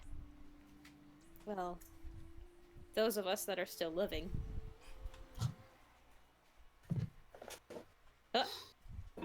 That I know what you meant, but that seemed a little more ominous than it meant to. I'm so sorry, especially when Flint just switched to T-minus 5 minutes. It's like, 5 minutes to what? 5 minutes to what? The house just fucking explodes. Oh god, Yep. no. No, I'm sorry, Natty. I think she missaid it. Like, she... No, you said it fine. It was just the transition that was like, oh god. Oh, okay, I was just trying to, like... Yeah, you are fine. Flint, on the other hand, gave me a heart attack for a second. Trying to... Oh, yeah. No, I think Autumn meant to say, like, she wishes her parents were here, because, like, she was gonna say that, like, as is tradition, like, the, you know, mothers and aunts and grandmothers are always there at the birth of a new child, but they obviously couldn't be there, so... Yeah. Yeah. Anyway, we're going back to more jovial things.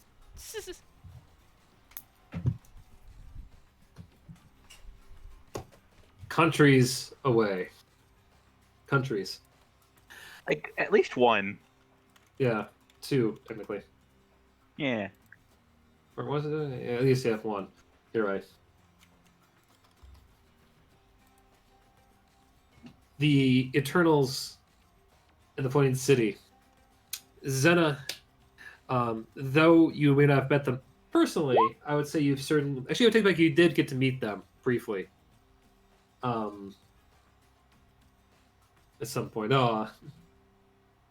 Dominic comes strolling towards you all. "Ah, there's my daughter-in-law. Son." He just goes and just gives Aegean a hug. He's like, "Stop. And you have the heroes of Saltmarsh." Ellie is uncharacteristically not smiling when he's looking at him.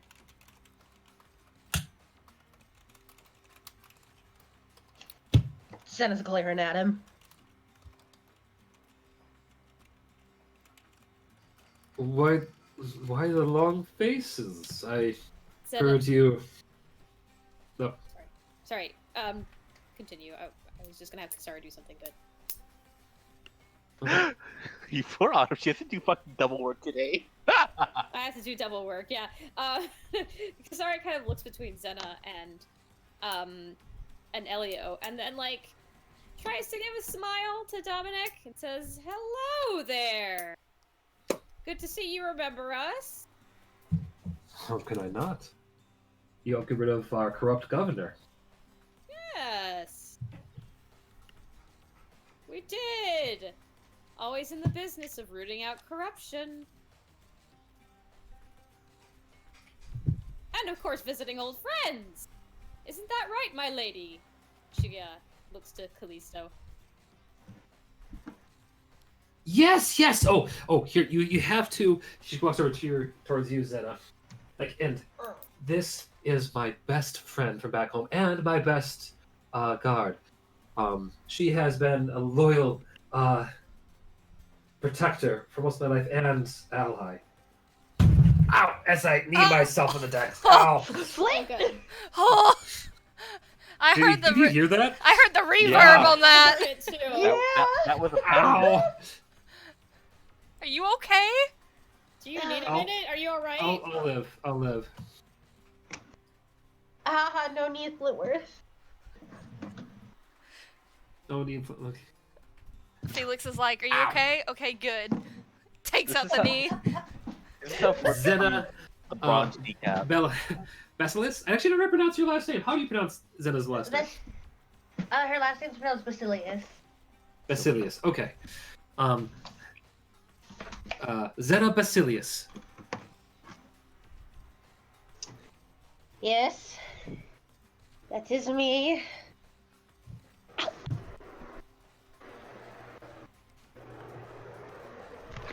She's still glaring. She's not happy to see Dominic. Is something wrong?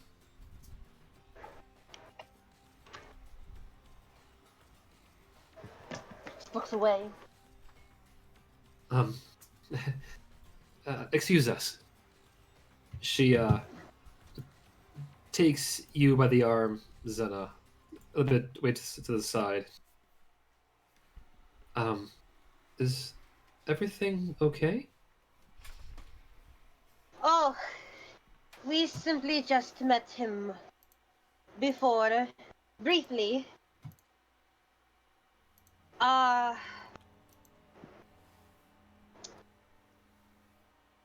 It is nothing, Princess. Nothing for you to worry about. It is fine.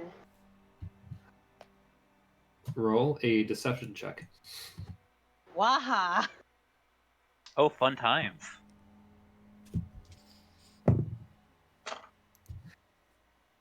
Xenna, I can see it across your face. Is there something you're not telling me?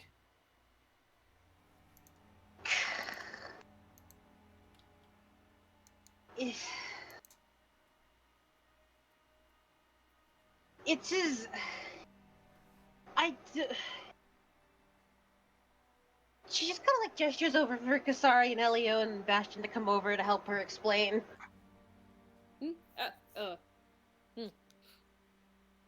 Excuse me. She bows slightly to Dominic and Ajan and heads over to Xenna and Princess Callisto and gives like a perplexed look. Like, what? Elio's Before not you moving.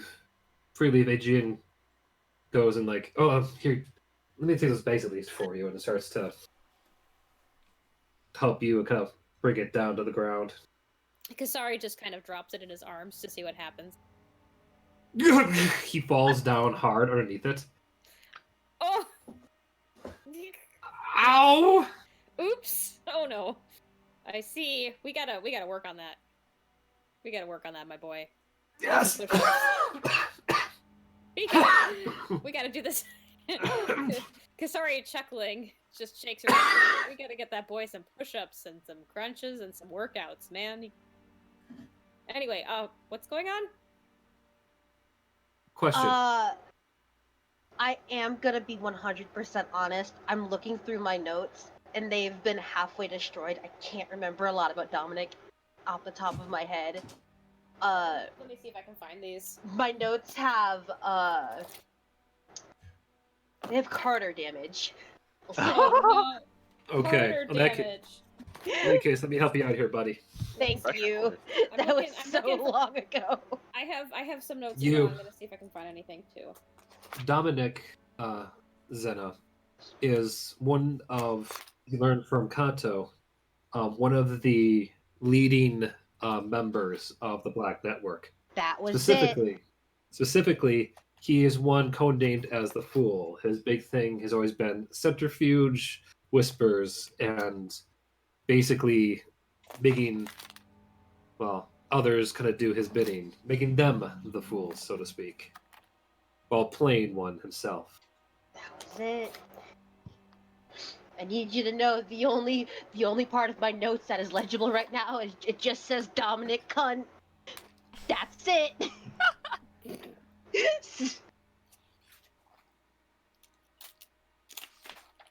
Could have meant a lot.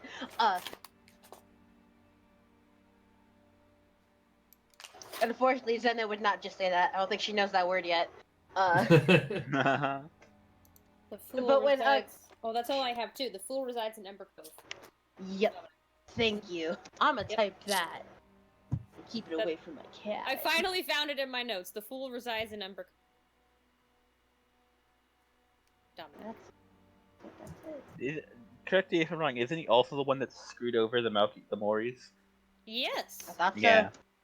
He's done a lot of stuff he's in deep shit for now with us. Didn't even trust him from the start. That piece of shit. He's a punk. Once Kesari comes over, she grabs Kesari to get her in close so they can all whisper. That man, he is no good, princess. As you say this, you notice Aegean is walking over a bit worried as the suitcase next to Dominic explodes. Oh boy. Oh god. I need I was right there. Elio, you right there, yeah. I need you to give me a dexterity and saving throw. Actually, I need Bastion, Kesari, Felix. I need all you all to give me dexterity saving throws. Fun. Oh shoot, I have to open. Dang it! I'm That was an auto going to sheet. use- I'm gonna use my inspiration! Ugh. I'm going to use Favored by the God. I'm giving Xenna my inspiration. Okay, I'm going to use Favored by the God, so it's D4. But So I also got a 20. Those Mm, are what kind of thing was it? those Dexterity. are Kesari's. Those Dex are save. Kesari's rolls. 12.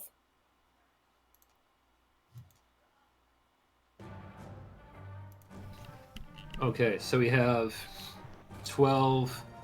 I see Xenna has 20. Ellie got 14. I Plus used 6. I used 16, so Favored by 20. the God, so it's 20, yeah. Okay. And Bastion? Just looking through my spell, see if I can do something. But looks like I can't, so I'm gonna have to. Dexterity, you said? Save. Oh. You don't have any luck stuff? Oh yeah, I'm gonna go ahead and use Tides of Chaos. There we go. Nice. Can I use bless on myself? You have to cast it first. Damn it. Yeah. Sorry! Well, I tried. I'm sorry. It's okay. You're the one who could probably take this It's hit better fine. than all I of could us. probably take the hit. It's fine. Now, if you're falling, what? That's what Sure. I was worried about. I Not mean, so much which the is- getting hit part. Understandable. As the blast goes off, everyone gets thrown to their feet for the most part. Xenna, you're able to kind of, out of pure instinct, go and grab down hard to handhold. I got knocked down too with the 20. Yeah, you did initially get blasted up because you're so close. We'll say that while Bear may be presently no more, you had the quick, It's gone. instinct to go and pull out your broom to kind of grab that for leverage. Let's see here. Autumn. I should say Kesari. Kesari, you managed to as well. We're gonna hear you get blown a few feet to the edge be able to kind of hold on. Presently, you're now hanging over the side. This all happened simultaneously, not happening like one after the other, just so you know. Yeah, explosion. Yeah, exactly. 20 I miss here. I got Elio, Xenna, Bastion. You're able to, with that 16, you get slammed right to your back and have the wind knocked out of you. As for Did we Prince take Callisto, damage? and not presently, no. Okay. Well, can we want to say that at least took, I should do, that's right, force damage. So, 3. Okay. So, you took at least 12 points of force damage from that blast? No halves or just straight force? Just straight. Okay. The save was primarily to see if you guys didn't get blasted to the air. Fair enough. Much like Princess, Aegean, Oh! and 40-some other diplomats that were nearby. You watch as it kind of starts to rain people off the sides of the edges. As then as you watch the princess, like, almost stare down at you in slow motion as you watch her start to kind of go towards the edge. So, Can I try and grab her at all? Can I try to grab her? Give me another dexterity saving throw. I haven't. Can I do something? Certainly. I That's don't 13. mean I don't mean any disrespect by this princess. But I'm gonna try and polymorph her into a bird so she can just fly. ooh, smart. Do you have to touch him, or can you do that from long range? It's long ranged. Yeah. Nice. If she's not willing, though, she has to make a save. I yell at her that I'm gonna turn you into a bird for a minute. All right. Xenna, we'll say that from your vantage point, you do happen to manage to grab her, but she does kind of start to pull you from the momentum to the side to the point now you're kind of hanging over the edge next to Kesari, while she is in your hands as she just turns into a bird. So, okay, I'm in the air, right? Yeah. I have 50 feet of movement, and I'm gonna cast haste on myself. Okay. So that'll give me 100 feet of movement flat, and I'm gonna just who's all still in danger right now? Of the people you know, it would be Aegean, who is now still going towards the side. Kesari is hanging over the edge. Though, out of curiosity, Kesari, give me a strength roll, please. Oh, please. Strength save or strength Please. check? Strength check. Oh, thank God. 17. Oh my god! She's seen Kesari start to kind of like already concentrate to pull herself up, just, because her muscles. Holy fuck! Can I turn Aegean into a bird too? Well, I think I do one at a time. Is it a concentration spell? No. It should be. It is a It concert. is a Yeah, concentration. it is. Yeah, It is? I'll do. Oh. Yeah. But like, also, I was gonna move so I could catch a gene because I can carry up to two other people on my brute. Okay. So if you want, you would have enough time to I had enough Grab. movement speed, yeah. grab a gin and maybe. And anyone else nearby, like within 100 feet? Yeah, I would say there's like another, we'll say, a young woman flying nearby too. An elf in appearance. And then so what I would do is use my remaining movement speed to get them over a ledge to over solid ground to drop them and then pick up the other people. That's probably be on another turn, right? You know what I'm saying? I would say for the sake of the moment, the amount of time it would take for you to go grab Aegean and the random diplomat and bring them back, you maybe would have chance to maybe grab one or two more people. That's fine. I can live with that. Okay. So while he's flying around, you watch Bastion, I will say.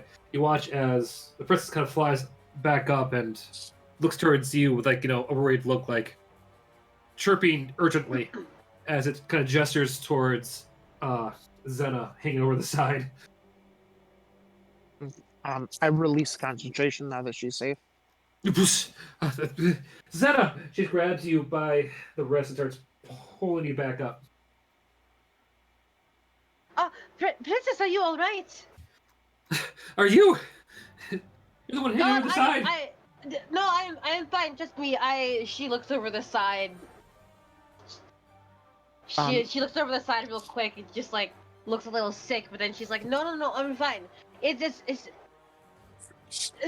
What about you?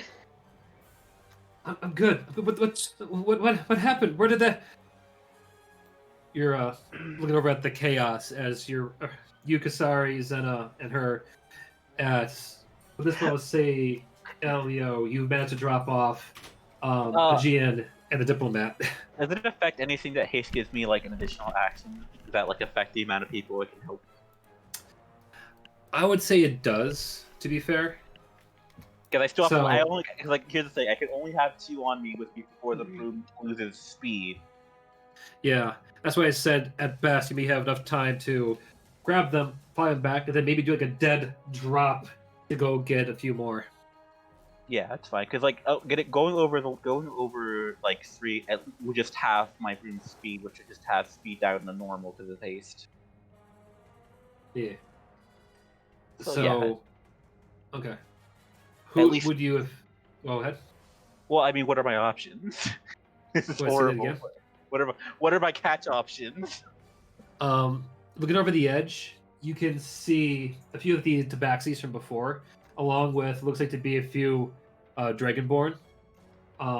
You do notice that there are like a flurry of rocks taken to the sky, trying to swoop up what they can.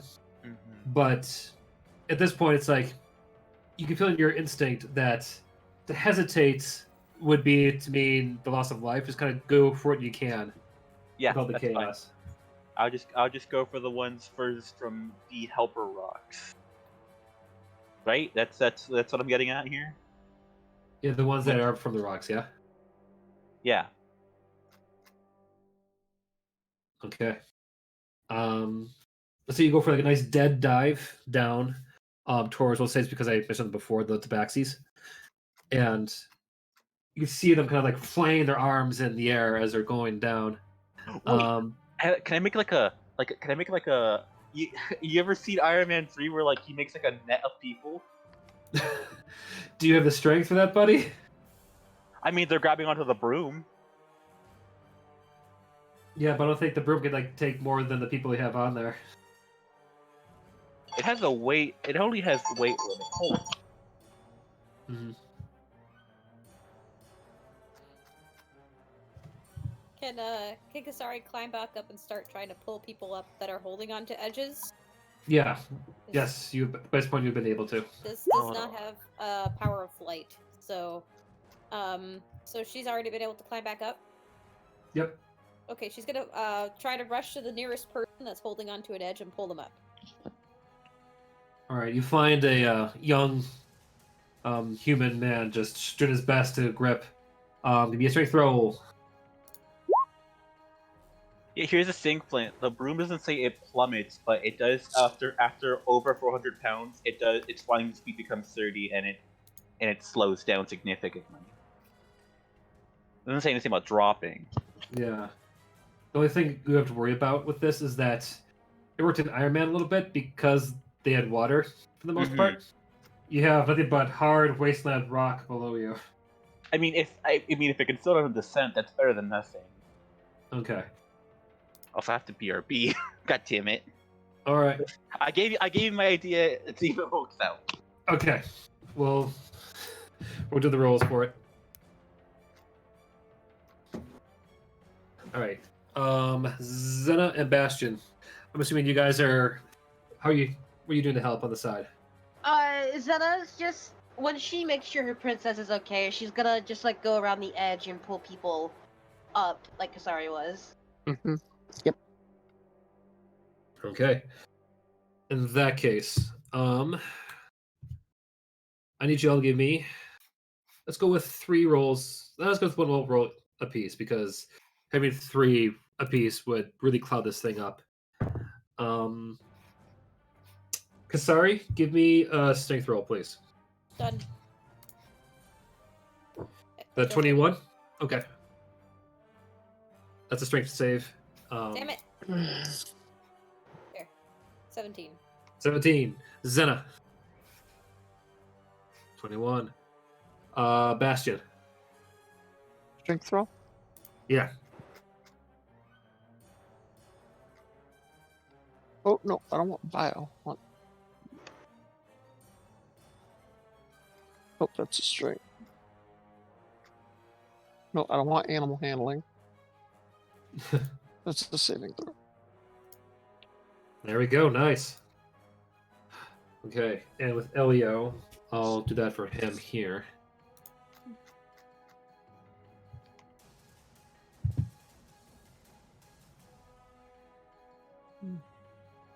You probably go actually with dexterity, all things considered, with the broom. 20. Okay, nice.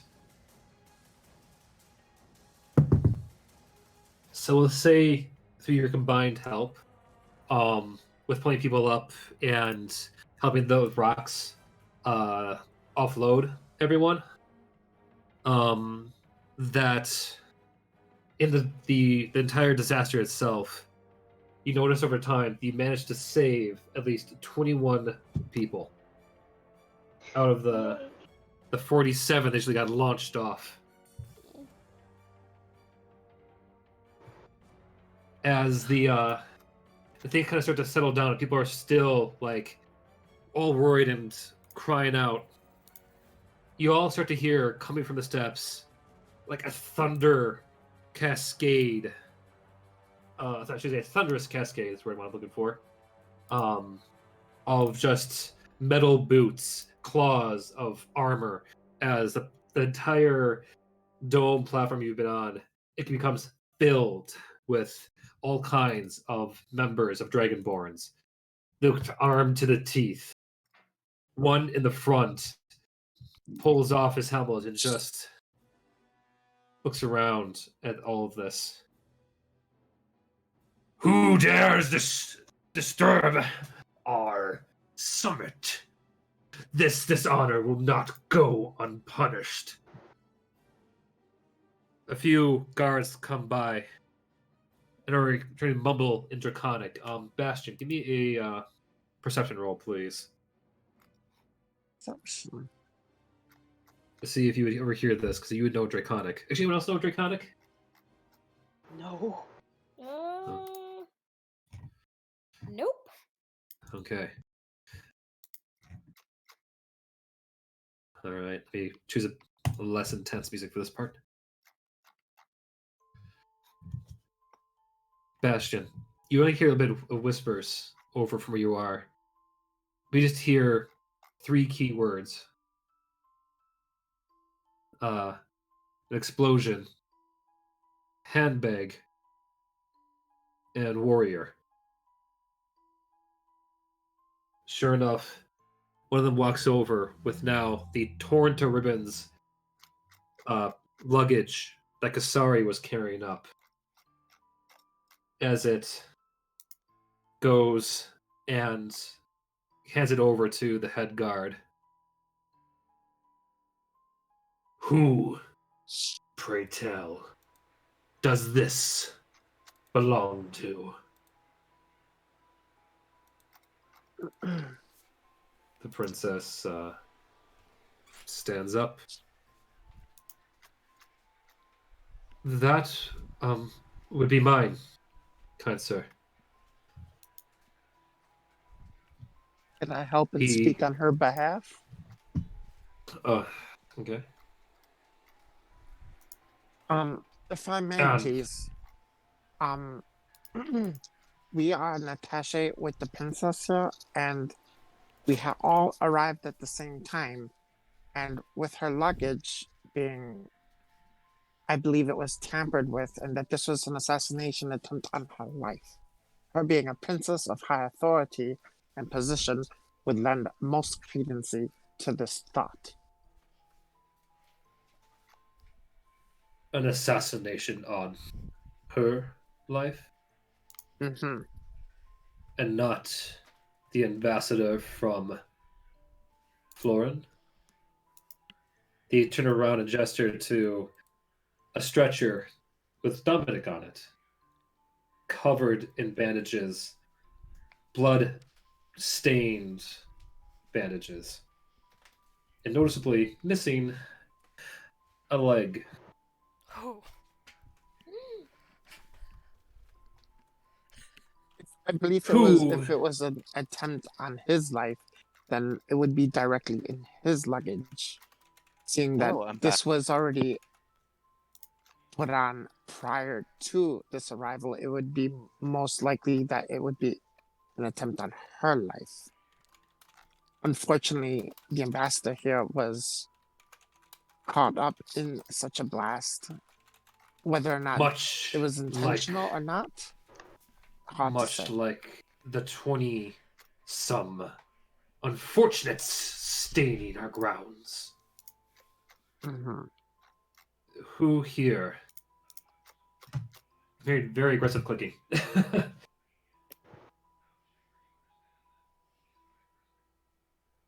Is everything okay? Yes? Huh? What? Hmm? What's happening?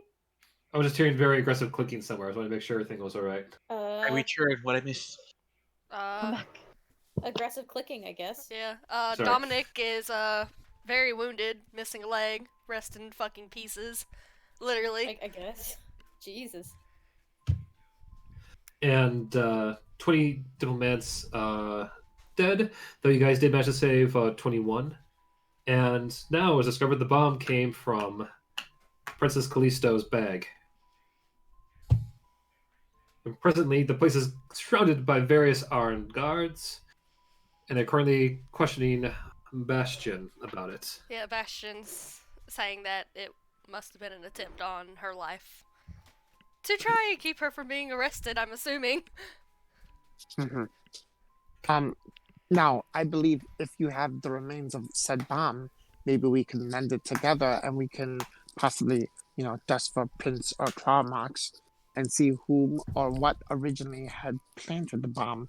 As to when, well, we would have to ask the princess herself as to who, when, and where they last were, and who, when, and where last touched their stuff. The guard walks slowly towards you. Leaning over, you can see his scales share a little hint of blue.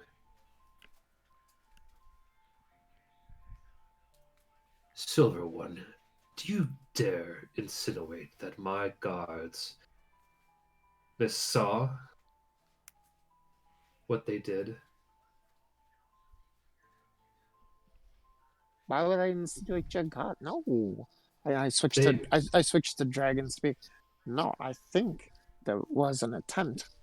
Not from here. I think something happened beforehand, and that the attempt was made here to make it look like The only Mhm. ones who have been touching this bag up at this point have been. He looks over towards you, Kesari. That warrior over there. that warrior has been with me this whole entire time and only touched the bag after we had disembarked from the rock when we arrived here. We have had no Good. time to tamper with anything. There has been no time to be alone with anything. There has been eyewitnesses to the whole thing. It was not us, and it was not those that arrived at the rock. It must have happened before. Roll a persuasion check.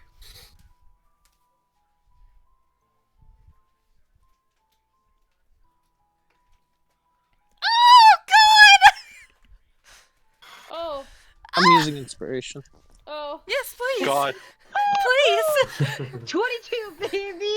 Oh. The dagger! Oh my. 20. I Oof. can imagine he kind of like unfurls his furs out a little just to fell it. Frill's his frill.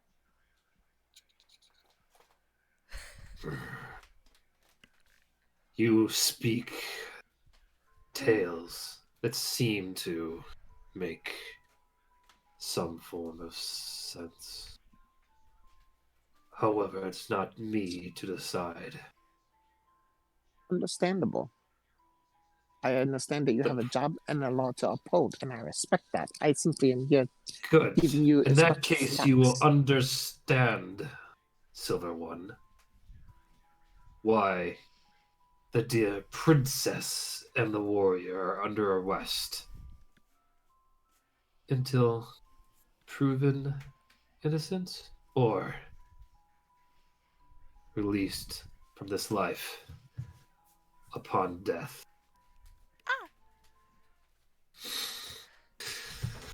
And I do trust that it would be a fair trial Episode with no ends. underhanded, sneaky tactics. What a cliffhanger! Can I just say, and character, can I get some water?